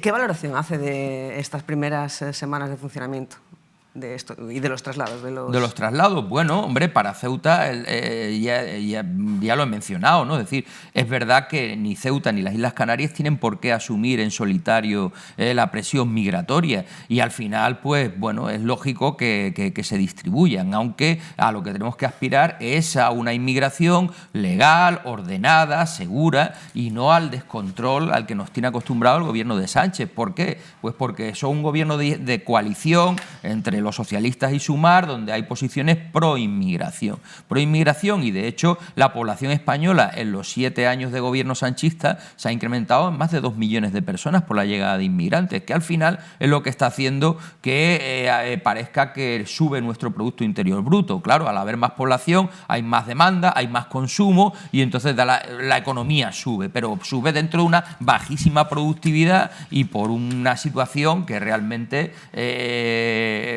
a largo plazo no va a mejorar las condiciones de vida de los españoles, sino que nos crea otros problemas y otros desafíos. Ya que habla de inmigración, Vox les acusa de oportunismo y cambio de criterio. De hecho, acaba de estar aquí su presidente, Juan Sergio Redondo, y ha vuelto a incidir en ese giro de Partido Popular que, a su juicio, está teniendo en materia de inmigración a raíz de la denuncia y de la agresión sufrida por un guardia civil este fin de semana. No, vamos a ver, para nada el que haya habido un cambio. Ellos tienen su postura y nosotros tenemos la nuestra. Es decir, si fuese por Vox es un partido que rechaza radicalmente la inmigración, mientras que nosotros consideramos que históricamente los procesos migratorios han conllevado ventaja y enriquecimiento de los países que recibían esa inmigración, siempre y cuando esté dentro de unos límites, porque a mayor población, pues evidentemente mayor mano de obra, mayor demanda, mayor consumo y mayor expansión de esa sociedad y de esa economía. ¿Qué hubiera sido de los Estados Unidos de América en el siglo XIX si no hubiese sido por la inmigración europea? Sin más lejos. Por lo tanto, la inmigración desde un punto de vista abstracto no es negativa, para nada, pero tiene que estar regulada y tiene que acomodarse a las necesidades de la economía española. O sea, nosotros no estamos diciendo que inmigración no, porque las empresas y el crecimiento económico de España en muchos casos lo demanda. ¿Por qué? Por la caída de nuestra natalidad, porque la cualificación académica de los españoles hace que les lleve a rechazar pues trabajos de baja cualificación para los que están sobrecualificados los españoles y lógicamente no aspiran a trabajos más duros en el sector primario o a algunos del sector servicios que están siendo empleados de alguna manera por población inmigrante. Pero todo eso se tiene que hacer dentro de un orden y no simplemente que vaya llegando, que se vaya colando población en el país, lo tenemos aquí de aquella manera y luego pues ya llegará un momento en que se regularicen. Eso no puede ser, ¿no? Hablaba al principio de esta charla sobre el control del cumplimiento y del desarrollo de la ejecución del Plan de Desarrollo Socioeconómico para Ceuta y Melilla. La semana pasada vino el secretario de Estado de Política Territorial, ponía en un 80% el grado de ejecución de medidas ejecutadas o en funcionamiento. Ayer estuvo aquí el secretario de Estado de Hacienda, Jesús Gascón. ¿Qué opinión le merece el apoyo del Gobierno central para con Ceuta? Bueno, vamos a ver, es necesario desde luego el apoyo del Gobierno central. Yo no he tenido tiempo ni ocasión de analizar al detalle ese grado de cumplimiento y luego su traducción económica, porque había medidas que realmente no llevaban ningún tipo de presupuesto y entonces así es muy fácil cumplir las cosas, ¿no? Simplemente declarándolas y poco más o constituyendo un grupo de trabajo. Pero luego hay ciertas inversiones importantes que se han realizado y otras no. De inversiones importantes hay que reconocerle al Gobierno el cable eléctrico, que quizás es lo mejor que se ha hecho en el periodo de gobierno de Sánchez en relación a Ceuta. Pero fuera del cable eléctrico, luego ¿qué tenemos? Bueno, la cesión de los terrenos de defensa a la ciudad para que se pueda edificar, que en principio es suelo público, que sigue siendo suelo público. Y lo que se ha hecho es cumplir con una demanda ciudadana que venía pues, de muchos años atrás para facilitar la expansión urbana de nuestra ciudad, pero que es algo que sigue pendiente de materializarse, ¿no? Y de convertirse en una realidad, el tener las viviendas. Y bueno, luego hemos estrenado por 2 veces, ¿no? Estación Marítima, que parece que mañana ya por fin va a empezar a funcionar, pero la estación marítima ha sido financiada al 80% por fondos FEDER y al 20% por la Autoridad Portuaria de Ceuta. O sea que lo único que hay que agradecer a Sánchez es la canalización de esos fondos europeos, pero el Gobierno de España no ha puesto ni un duro, a pesar de que Sánchez vino aquí a hacerse la foto inaugurando la estación marítima, no puso ni un duro en la remodelación de las infraestructuras portuarias. Ya digo, han sido todos fondos europeos, ¿no? Luego nos encontramos qué ha pasado con el BRUL, qué ha pasado con la ciudad de la FP, qué ha pasado con la nueva Jefatura Superior de Policía, qué ha pasado con la nueva comandancia de la Guardia Civil, que estas 2 últimas no estaban en el plan integral, pero sí estaban en el plan de infraestructura del Ministerio creo recordar, del Interior, ¿no? Para mejorar sus instalaciones, ¿no? Son proyectos que llevan años ahí aparcados y esas grandes inversiones no se han materializado. ¿Qué ha pasado con el Ingesa? Nos encontramos que sí ha habido mejoras en infraestructuras, ahí sí, ¿no? Con la sala de hemodinámica, el robot de cirugía Da Vinci, pero luego lo que no encontramos es el refuerzo de la plantilla, medidas que de alguna manera estabilicen, consoliden la plantilla de efectivos sanitarios en nuestra ciudad, sino que nos encontramos continuamente con que sí, van llegando facultativos, pero conforme van llegando se van marchando en muchos casos, ¿no? Y el problema sigue igual, con graves carencias pues, temporales o puntuales en oncología, en salud mental, y a pesar de que existe un Real Decreto que regula la Ingesa y que permite que se adopten medidas excepcionales para captar facultativos en Ceuta y Melilla por ser zonas de difícil cobertura, el Gobierno en todos estos años no ha hecho absolutamente nada, ¿eh? No ha hecho nada más que marear la perdiz con los sindicatos, ¿no? Con lo cual, ya digo, del grado de cumplimiento del plan de desarrollo, del plan integral de desarrollo socioeconómico, pues bueno, sí que ha habido aspectos en los que desde luego pues hay que reconocer, como en el tema del cable eléctrico, que son positivos, pero hay otras cosas que desde luego no se han hecho. Veíamos hace unos instantes imágenes de este martes, en esa visita del secretario de Estado de Hacienda, Jesús Gascón, que avanzaba que el nuevo modelo de financiación autonómica contemplará un tratamiento singular para Ceuta, atendiendo a las especificidades y a las especiales condicionantes. Y con motivo de esta visita, el PSOE bueno, pues decía que la financiación que recibe Ceuta del Estado ha crecido más de un 60% desde 2017 con el gobierno de Pedro Sánchez. Vamos a ver, hay que tener mucho cuidado con esto de la nueva financiación, porque probablemente lo que pretende el gobierno socialista es disimular las concesiones a sus socios nacionalistas, especialmente en el tema catalán, repartiendo más dinero a todas las autonomías. ¿Y cómo puede repartir más dinero? Pues porque se ha producido en estos años un incremento de la recaudación respecto a los últimos presupuestos de 2023 y eso le da margen al gobierno para jugar, ¿no? Pero puede, ya digo, encubrir simplemente una trampa. Y luego tenemos, el gobierno de la ciudad ha exigido evidentemente una mejora de la financiación de la ciudad, porque también han subido los costes de todo. A lo largo de estos 7 años hemos tenido un proceso de inflación muy fuerte en estos años. Y aparte de exigir la mejora de la financiación de la ciudad, para compensar pues, todo lo que hemos pasado con el cierre de la frontera, con la caída de ingresos de IPSI, para garantizar el funcionamiento del sector público en la ciudad y los derechos de los ciudadanos de Ceuta. Aparte de eso, ya digo, hay que tener cuidado con la trampa que quiera plantear ahí el gobierno socialista, porque puede estar encubriendo concesiones a los nacionalistas.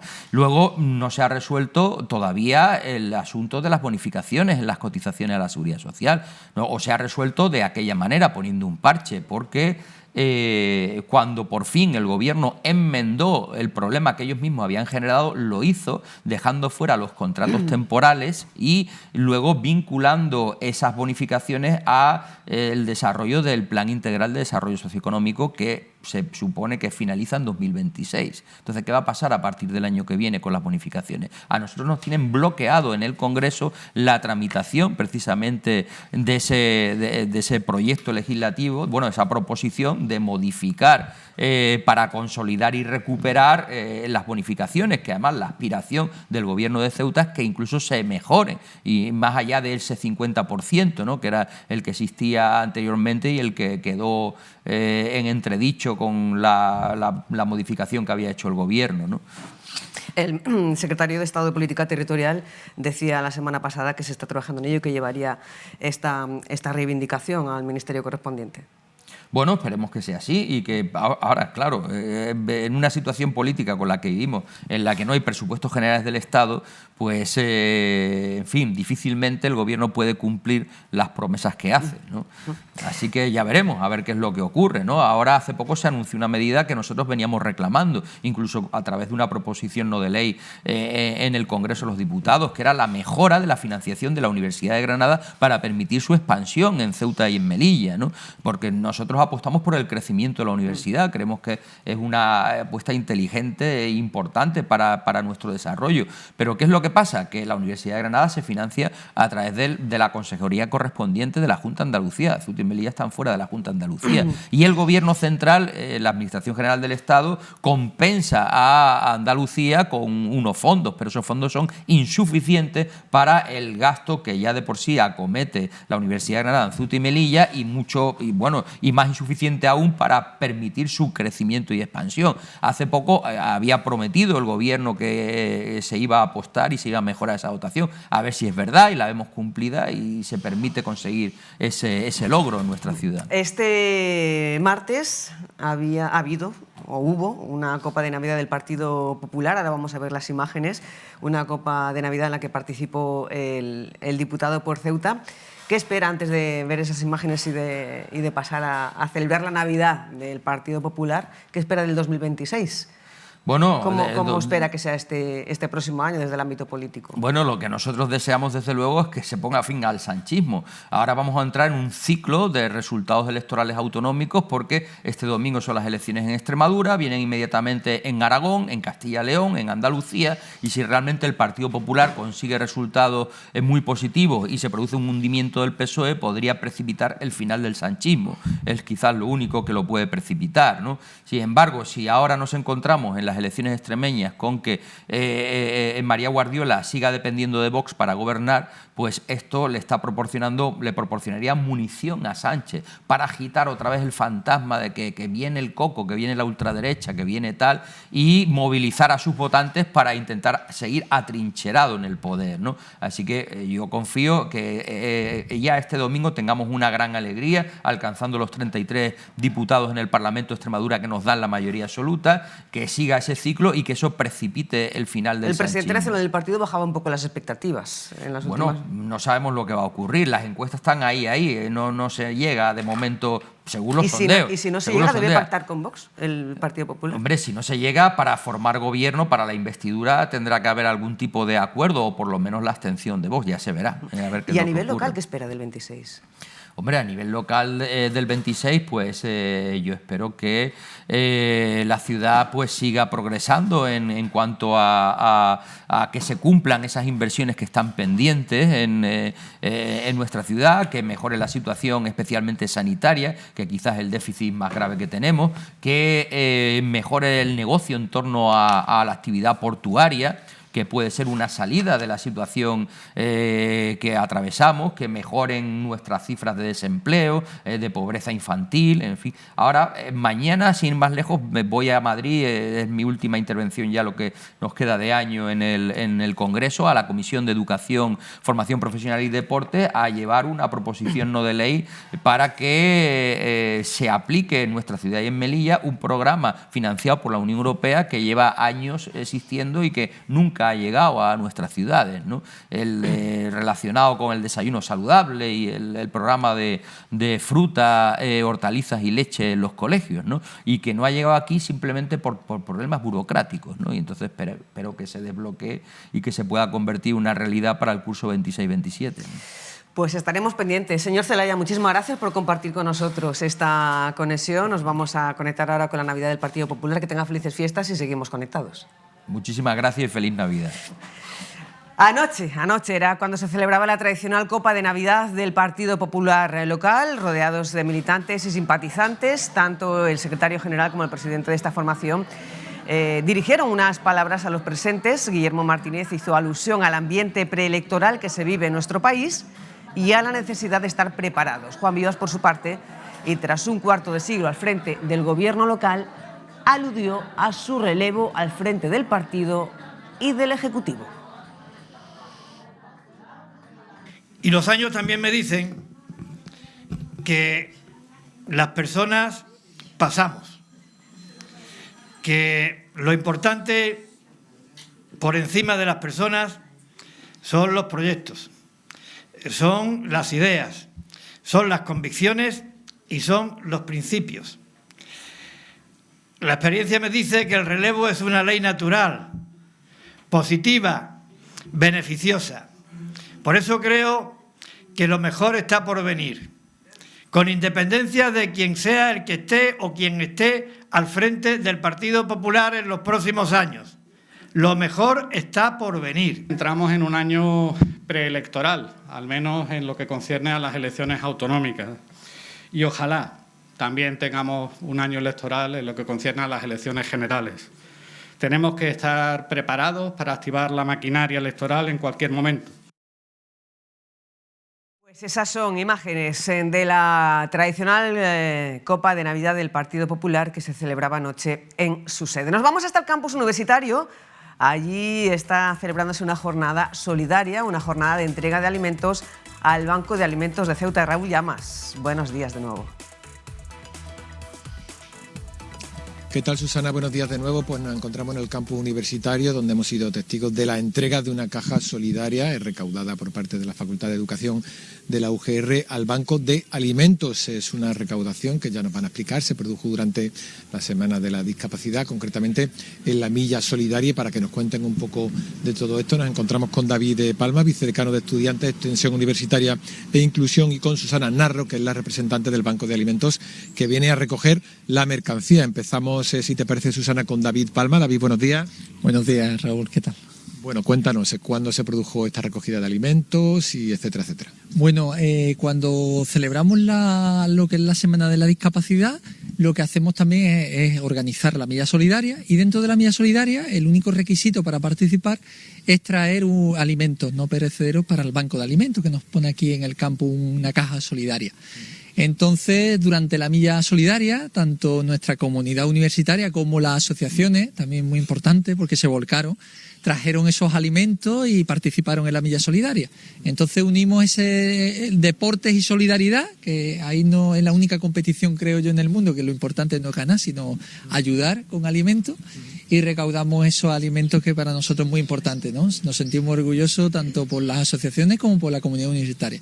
Es muy emocionante ver esos estudiantes que tienen un presupuesto muy ajustado y como ellos también colaboran, ¿no?, con sus alimentos, y eso es bastante... te sientes satisfecho, ¿no?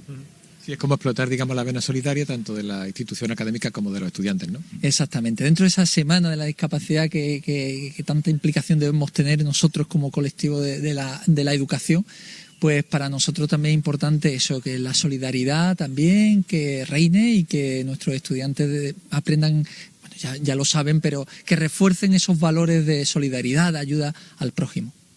Bueno, y Susana Narro, vente para acá, no te vayas. Supongo que agradecida, ¿no?, por esa donación que te hace la institución académica, ¿no? Y tanto que sí, porque bueno, antes de llamarlos, ellos se pusieron en contacto con Pedro Mariscal y nos dijeron, bueno, pues que toda su solidaridad quería que también viniese este año con nosotros. Y bueno, sobre todo, pues como decía David, a los alumnos darles las gracias inmensas, porque aparte de que contamos con su colaboración, que es inmensa, también se dan cuenta de que el futuro son ellos, ¿no?, y que necesitamos voluntarios, y qué mejor que desde aquí. Así es que mil gracias. No tendría que haber estado yo, está Pedro Mariscal de viaje por temas del banco, pero bueno, en su nombre y en todos los compañeros del banco, mil gracias de corazón. Gracias. Susana, ¿cuál es el proceso? Es decir, ahora estos alimentos llegan allí a vuestra sede, ¿cómo se reparten, se clasifican, un poco para la gente que no lo sepa? Pues ahora llega, bueno, Manolo, que es el compañero de almacén, viene a recoger conmigo, se llevan los alimentos al almacén y se van clasificando por fecha. Y bueno, pues por ejemplo, mañana tenemos el reparto, que son todos los jueves, y pues toda esta alimentación nos va a ayudar muchísimo, mucho, porque bueno, ahora son épocas son fechas que pues hay más usuarios que necesitan la ayuda, y bueno, pues imaginaros, es primordial esos alimentos. Muchas gracias, Susana. Gracias a vosotros. Bueno, Susana, pues ahí queda esa nueva muestra de solidaridad de la institución universitaria con el Banco de Alimentos, unos alimentos que, valga la redundancia, irán destinados, como es habitual, a las personas más necesitadas, sobre todo en estas fiestas que más lo necesitan. Pues muchas gracias, Raúl, y agradecimiento a todas esas personas que participaron en esta caja solidaria. Nosotros continuamos, les vamos a ofrecer ahora la posibilidad de hacer un viaje en el tiempo, a través de la locomotora número 1, de la locomotora del ferrocarril número 1 de Ceuta. ¿Por qué? Pues porque Turismo y Cultura, a través de la Fundación Premio Convivencia, pues ha organizado unos viajes, un viaje de ida y vuelta a través del tiempo en esta locomotora, con motivo, como saben, de su restauración, que ha sido restaurada este año. Por este motivo, pues van a iniciar este viernes un programa de visitas teatralizadas que trasladarán al público a la época de apogeo de la línea ferroviaria, destacando su relevancia histórica, estratégica y comercial.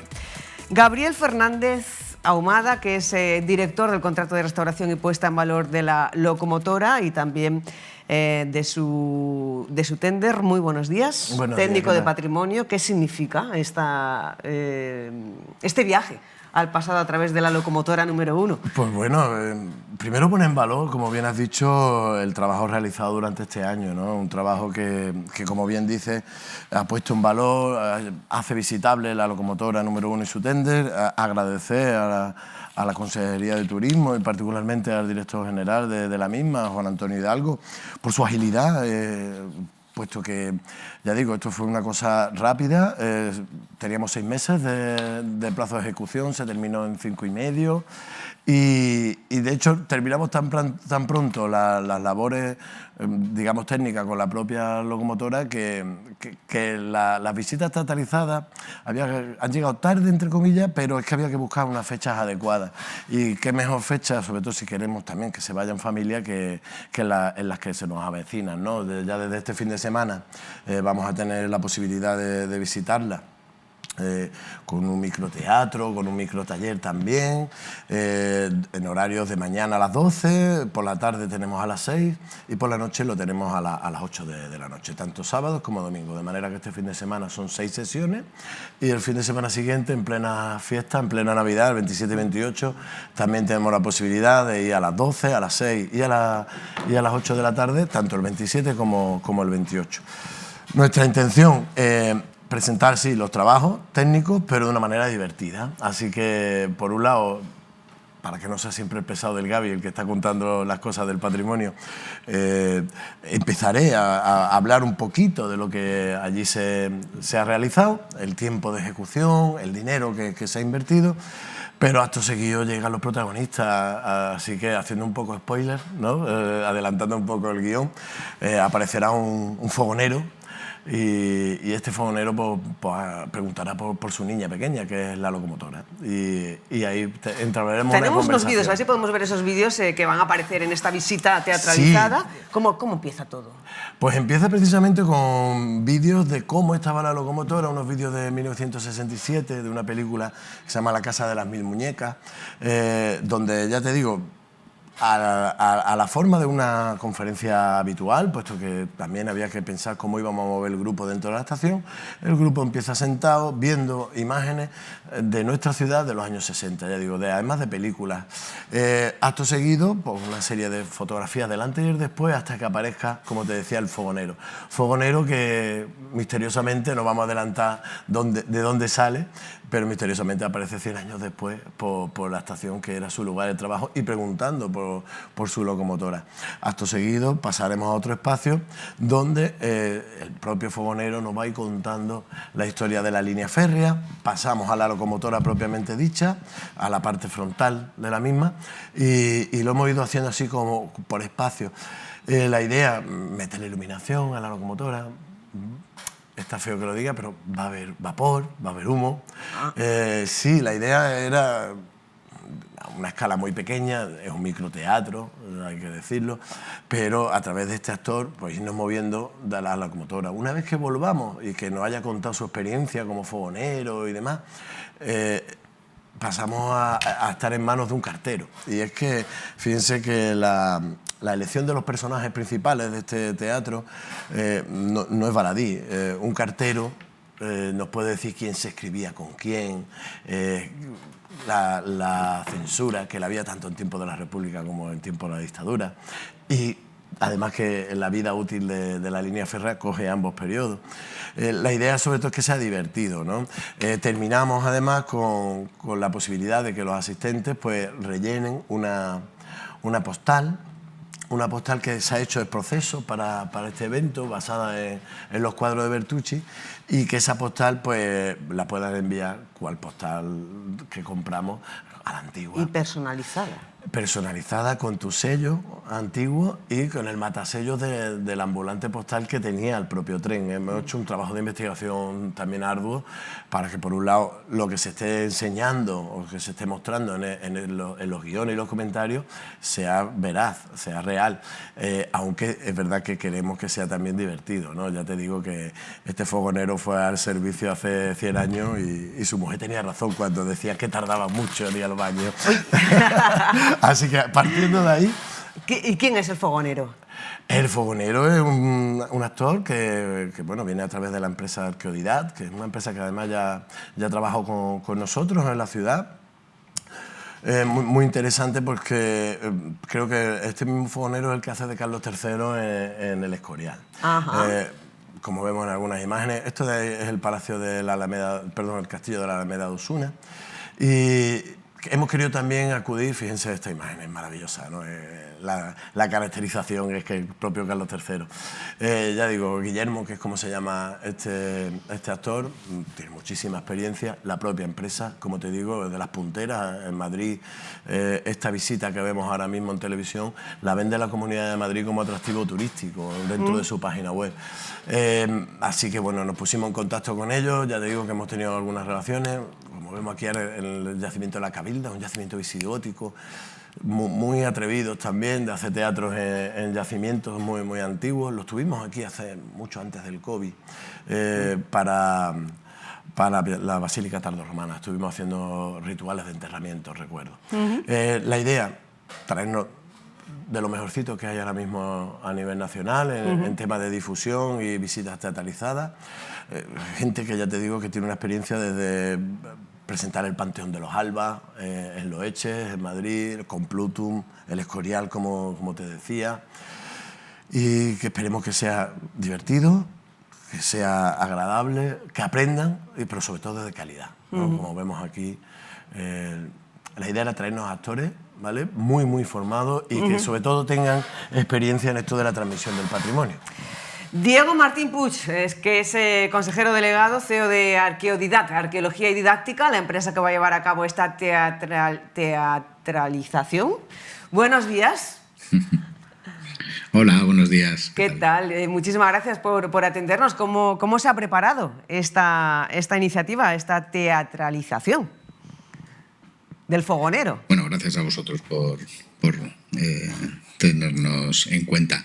Pues como bien decía Gabriel, ha sido un trabajo de muchos meses, incluso años. Hemos estado documentándonos acerca de toda la historia de la vía férrea que unió en su día Ceuta y Tetuán, y hemos querido crear una visita que recupere la memoria del antiguo ferrocarril. La idea es que el público viaje en el tiempo a través de un personaje, el fogonero, Benjamín, que luego será cartero también, tiene esa doble faceta, y que nos cuente la historia de la locomotora número 1, esta locomotora de fabricación americana, y que ahora se ha restaurado y en un trabajo maravilloso también de documentación y de rigor en cuanto a la conservación. El guión va a combinar datos históricos con historias humanas y emotivas. Estamos muy satisfechos del guión, es muy emotivo. Decía Gabriel que Arqueodidad es una empresa especializada en convertir patrimonio en historias vivas, en experiencias vivas.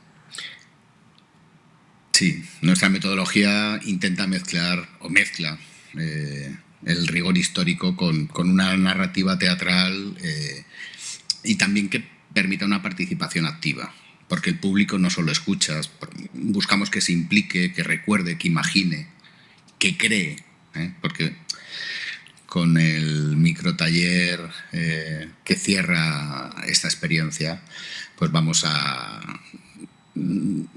buscamos algo tangible. Esa postal se va a convertir en un recuerdo, en una emoción, en un viaje en el tiempo que pensamos que va a crear un recuerdo perenne en todos los participantes.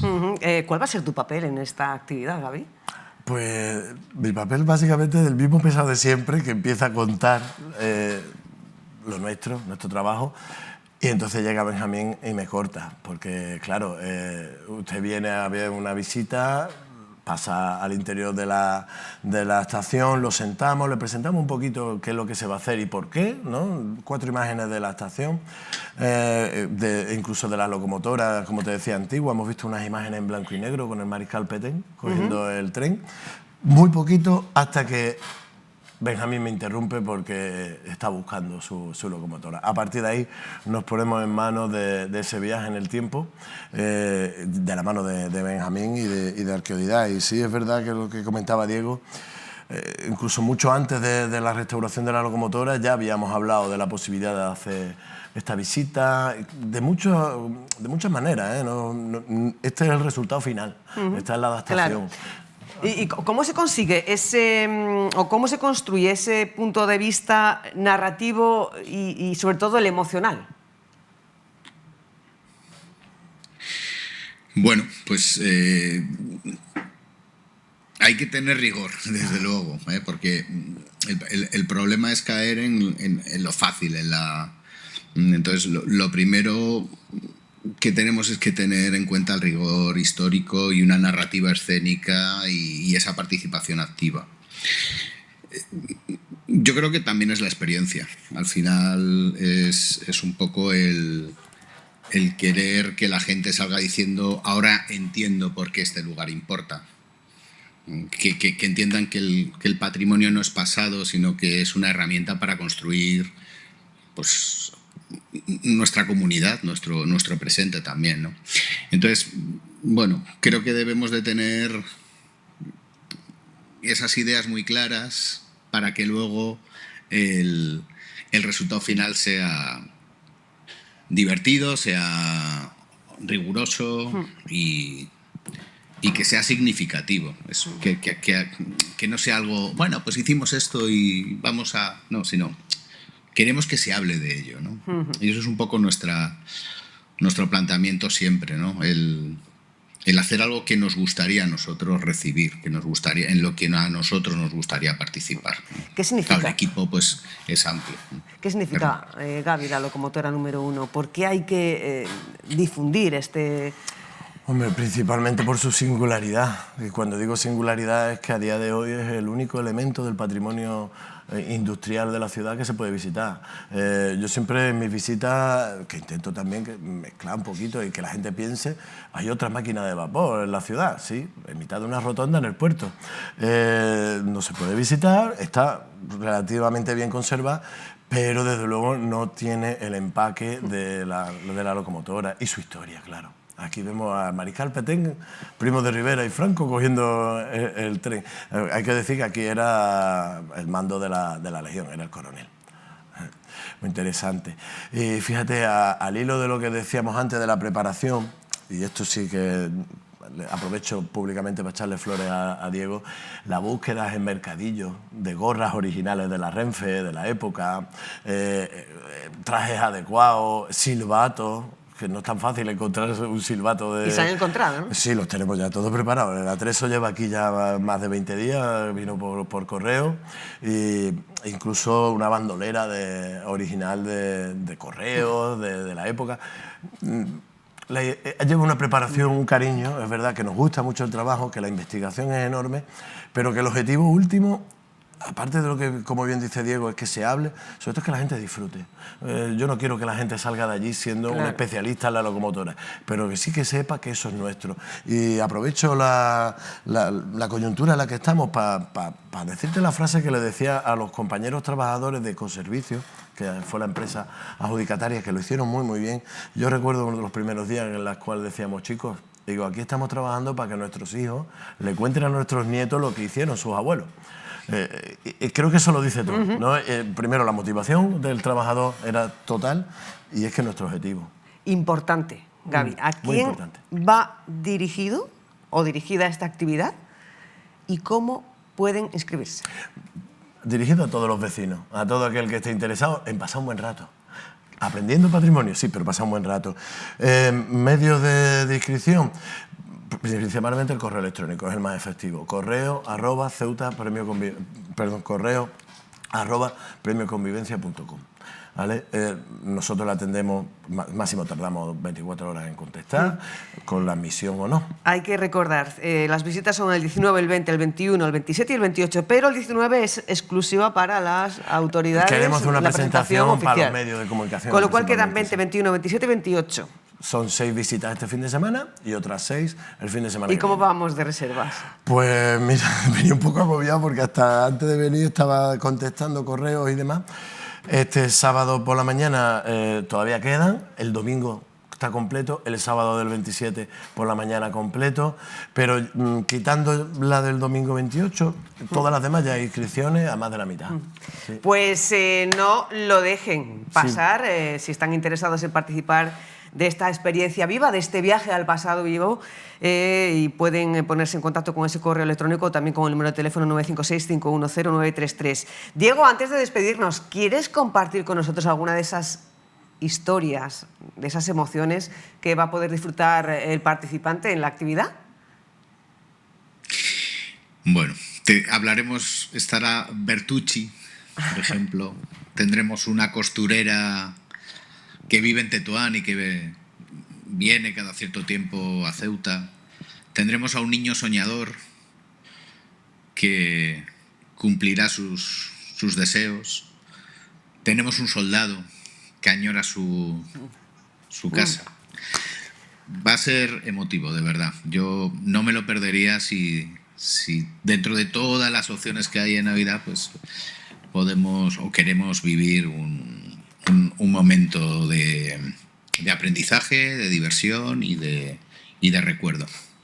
Pues ahí queda esa invitación. Diego, muchísimas gracias por atendernos, que vaya muy bien ese viaje, primero el viaje a Ceuta y a continuación ese viaje al pasado. Un placer, muchísimas gracias. Un placer, un placer. Y muchísimas gracias, Gaby. Ya te doy la enhorabuena por la iniciativa antes de que haya empezado, por ese éxito de inscripciones. Estaremos pendientes para ya mostrarla luego en vídeo, esa experiencia que apunta a ser maravillosa. La estación es vuestra casa, lo sabéis.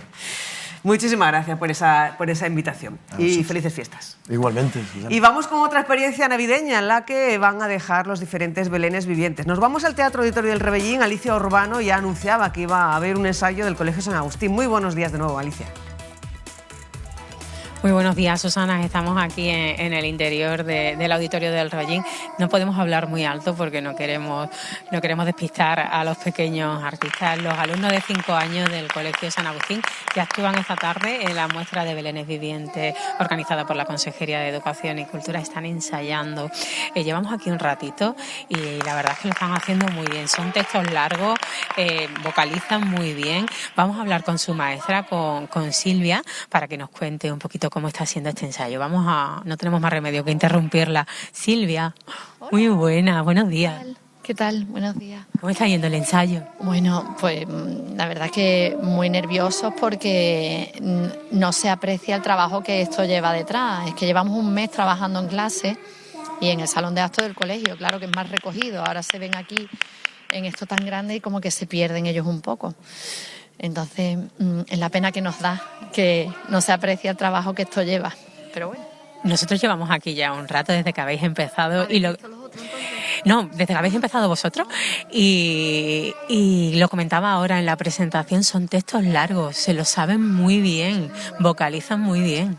Sí, la verdad que sí, porque han trabajado en casa, nosotros les damos el papel para que se lo aprendan en casa y con los padres es que el ratito que tenemos nosotros, llevar la programación, la lectura, nos lleva mucho tiempo en clase, entonces se lo damos a los padres para que ellos trabajen con los niños en casa y así es el resultado, que se lo saben muy bien. Pues se nota que está muy trabajado. ¿Nos puedes dar una pista de en qué irá ambientado? Pues sí, porque lo que hemos querido hacer es traer aquí a este teatro el Belén, pero con cosas curiosas de Ceuta, con cosas significativas.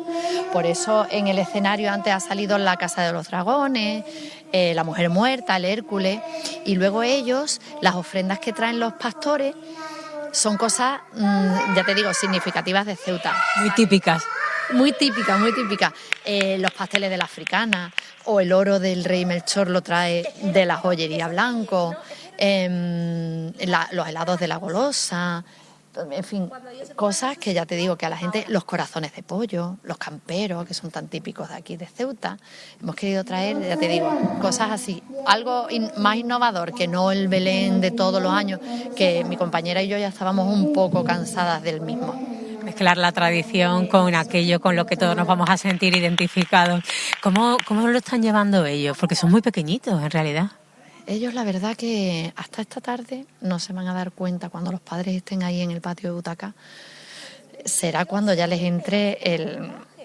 Pero es lo que hay, es lo que hay. Son niños y ahí se ve la inocencia y que no hay más. Son como son. Nosotros los estamos viendo muy disciplinados, no queremos robaros más tiempo, no queremos molestaros, agradeceros enormemente que nos hayáis atendido. Igualmente, muchas gracias. Mucha suerte para esta tarde. Pues Susana, ellos siguen aquí ensayando, nosotros no queremos interrumpir porque estamos viendo que van un poquito apurados de tiempo y en esto va a consistir el Belén que va a interpretar el Colegio San Agustín esta tarde, un Belén tradicional, un nacimiento tradicional, pero con esos toques tan de Ceuta que al final va a hacer que todo el público se identifique con ellos. Pues gracias, Alicia. Esperemos que les salga estupendamente tal cual lo están ensayando. Muchísimas gracias por tu trabajo. Y nosotros vamos ahora a hablar de la soledad no deseada. Cada vez son más las personas que sienten una soledad sin quererlo, que se sienten solos sin quererlos. Es por eso por lo que Cruz Roja tiene en marcha un proyecto que atiende a más de 200 personas mayores. Raúl Llamas, muy buenas de nuevo. Para hablar de ello tengo aquí a mi derecha a Macarena Verdugo, trabajadora social, y María Jesús Medina, que es psicóloga. Vamos a comenzar con Macarena. ¿Qué tal? Buenos días. Hola, buenos días. ¿Qué tal? Bueno, tenéis creo que varios proyectos para los mayores que sufren soledad no deseada. Creo que el más importante es ese que se denomina Enrédate, ¿no? Sí, trabajamos en Red Social para Personas Mayores, en el cual estamos trabajando con 2 líneas de actuación, tanto con la Fundación Amancio Ortega y con la Consejería de Sanidad y Servicios Sociales del Ayuntamiento de Ceuta. En ella lo que hacemos es atender a las personas que tengan sentimiento de soledad, se sientan solas o se encuentren solas. Trabajamos con ella, la orientamos y la informamos y tenemos su camino largo para poder disminuir el sentimiento de soledad. Tenemos diferentes actividades a lo largo del año, en los cuales tenemos un desayuno saludable, visitas a espacios públicos y talleres, en lo cual nuestro objetivo principal es crear vínculos de apoyo y que esos vínculos de apoyo salgan fuera de nosotras, de Cruz Roja. Se está consiguiendo esas actuaciones. Actualmente trabajamos con 250 personas en Cruz Roja. Y aparte, con la Fundación Amancio Ortega se está poniendo dispositivos de voz, que es una herramienta más para paliar la soledad no deseada. En esa herramienta, aparte de paliar la soledad, lo que queremos es disminuir la brecha digital, ya que la brecha digital hoy en día es una de las causas que tienen las personas mayores de 65 años de sentirse solas, ya que la mayoría de las cosas están digitalizadas. El día 22 de diciembre tenemos preparado ya la fiesta final para terminar el año y hemos avisado a personas de nuestros proyectos para que vengan a una comida y tenemos también, gracias a la colaboración de Irina Traigovich, va a amenizar la tarde con una actuación cantando. Esto será la semana que viene, ¿no? La semana que viene, el 22 de diciembre. Y ahí van a venir todas las señoras y señores que están en nuestros programas y nada, a divertirse y a sentirse ese día menos solo. María Jesús, como psicóloga, ¿por qué hay tanta gente que sufre la soledad? ¿Por qué esta situación, esta epidemia que estamos sufriendo? Pues realmente la soledad, aunque nosotros nos estemos centrando en mayores, la soledad es algo que abarca a la sociedad totalmente. Se han hecho estudios, incluso se hizo unas entrevistas, una investigación en la que se estuvo preguntando a personas de distintas edades y la mayoría que les preguntaba incluso se echaban a llorar porque se sentían solas. porque, bueno, pues por la sociedad en sí, el ritmo que vivimos y nosotros centrándonos en personas mayores, pues sí que estamos atajando mucho ese aislamiento social que tienen las personas mayores por distintas causas. ¿Cuál sería la sintomatología que nos hace ver que una persona está sufriendo una soledad no deseada? Pues la sintomatología que sufren estas personas, antes voy a hacer referencia a la causalidad, porque esta también es muy importante, el que estas personas, por ejemplo, llegan a una determinada edad y a lo mejor están cuidando a otras personas y no pueden salir, no pueden relacionarse, el que han fallecido familiares, se han divorciado, infinitas causas, ¿vale? Porque se han quedado aisladas socialmente. Entonces, la sintomatología pues suele ser depresión, ansiedad, estrés, dificultades para dormir, comer en aumento o disminución. En muchos casos se da agorafobia, tienen miedo incluso a salir de casa. Tanto se ha perpetuado el no salir que se ha convertido ya en un terror a salir. Entonces, ¿qué pasa? Que nosotros normalmente lo que hacemos es luchar contra ese aislamiento social y establecer redes de apoyo. Nosotros establecemos situaciones en las que hacemos actividades, por ejemplo, pues a lo mejor vamos al parque marítimo, vamos a desayunar, vamos a veces damos charlas que a ellos les interesan, sobre temas que les interesan, o por ejemplo el otro día con violencia de género también hicimos un taller en el que estuvieron, hemos estado tiempo preparándolo, haciendo manualidades, después lo hacemos. En fin, tratamos de fomentar mucho sus puntos de encuentro y su participación para que después ellos encuentren ese apoyo social, establezcan vínculos, porque el tener apoyo social con otras personas, el que nosotros sepamos contar nuestras experiencias, tener a alguien que nos escuche, pues eso es lo que va a hacer realmente frente a toda esta sintomatología y a esta soledad. Entonces, realmente sí que se han formado ya vínculos entre personas que quedan para comer o quedan para salir, aparte de nuestras actividades. Y ya vamos todo el equipo y aparte yo les acompaño un poquito para enfrentarse esos miedos, enseñarles esas habilidades sociales que a lo mejor trabajamos en acompañamiento psicológico, pero después sí que las acompañamos de manera individual para que se enfrenten a esos miedos, pongan en práctica esas habilidades, en fin. En resumen. Sí, porque a veces se puede sufrir esta soledad no deseada incluso aunque estés rodeado de familiares. Exacto. Una cosa es la soledad objetiva, que es una soledad que nosotros disfrutamos, ¿no? Pues a lo mejor disfrutamos leyendo un libro o yendo a la playa un rato y estando solos con nosotros mismos, que es una soledad que nosotros buscamos, y otra es la soledad subjetiva, que es la que realmente no deseamos, y es una que no deseamos porque nos viene por esa falta de personas que realmente nos falta ese cariño, ¿vale? Ese apoyo, porque aunque estemos rodeados de gente, ¿vale? Seamos mayores o jóvenes, podemos sentirnos realmente solos, ¿vale? Pues muchas gracias, María Jesús y Macarena. Pues muchas gracias, Raúl, y gracias también a Macarena por contarnos esta iniciativa que tiene en marcha Cruz Roja para combatir la soledad no deseada. Nos vamos, hasta aquí llega la conexión de hoy. Les dejamos con imágenes del ensayo del Belén Viviente del Colegio San Agustín y a continuación llega Beatriz Palomo con todo ese equipo de a esta hora. Nada más, muchas gracias, que pasen muy buena tarde y nos vemos mañana aquí a las 10, como siempre. Casi me caigo de la silla, pero con alegría le dije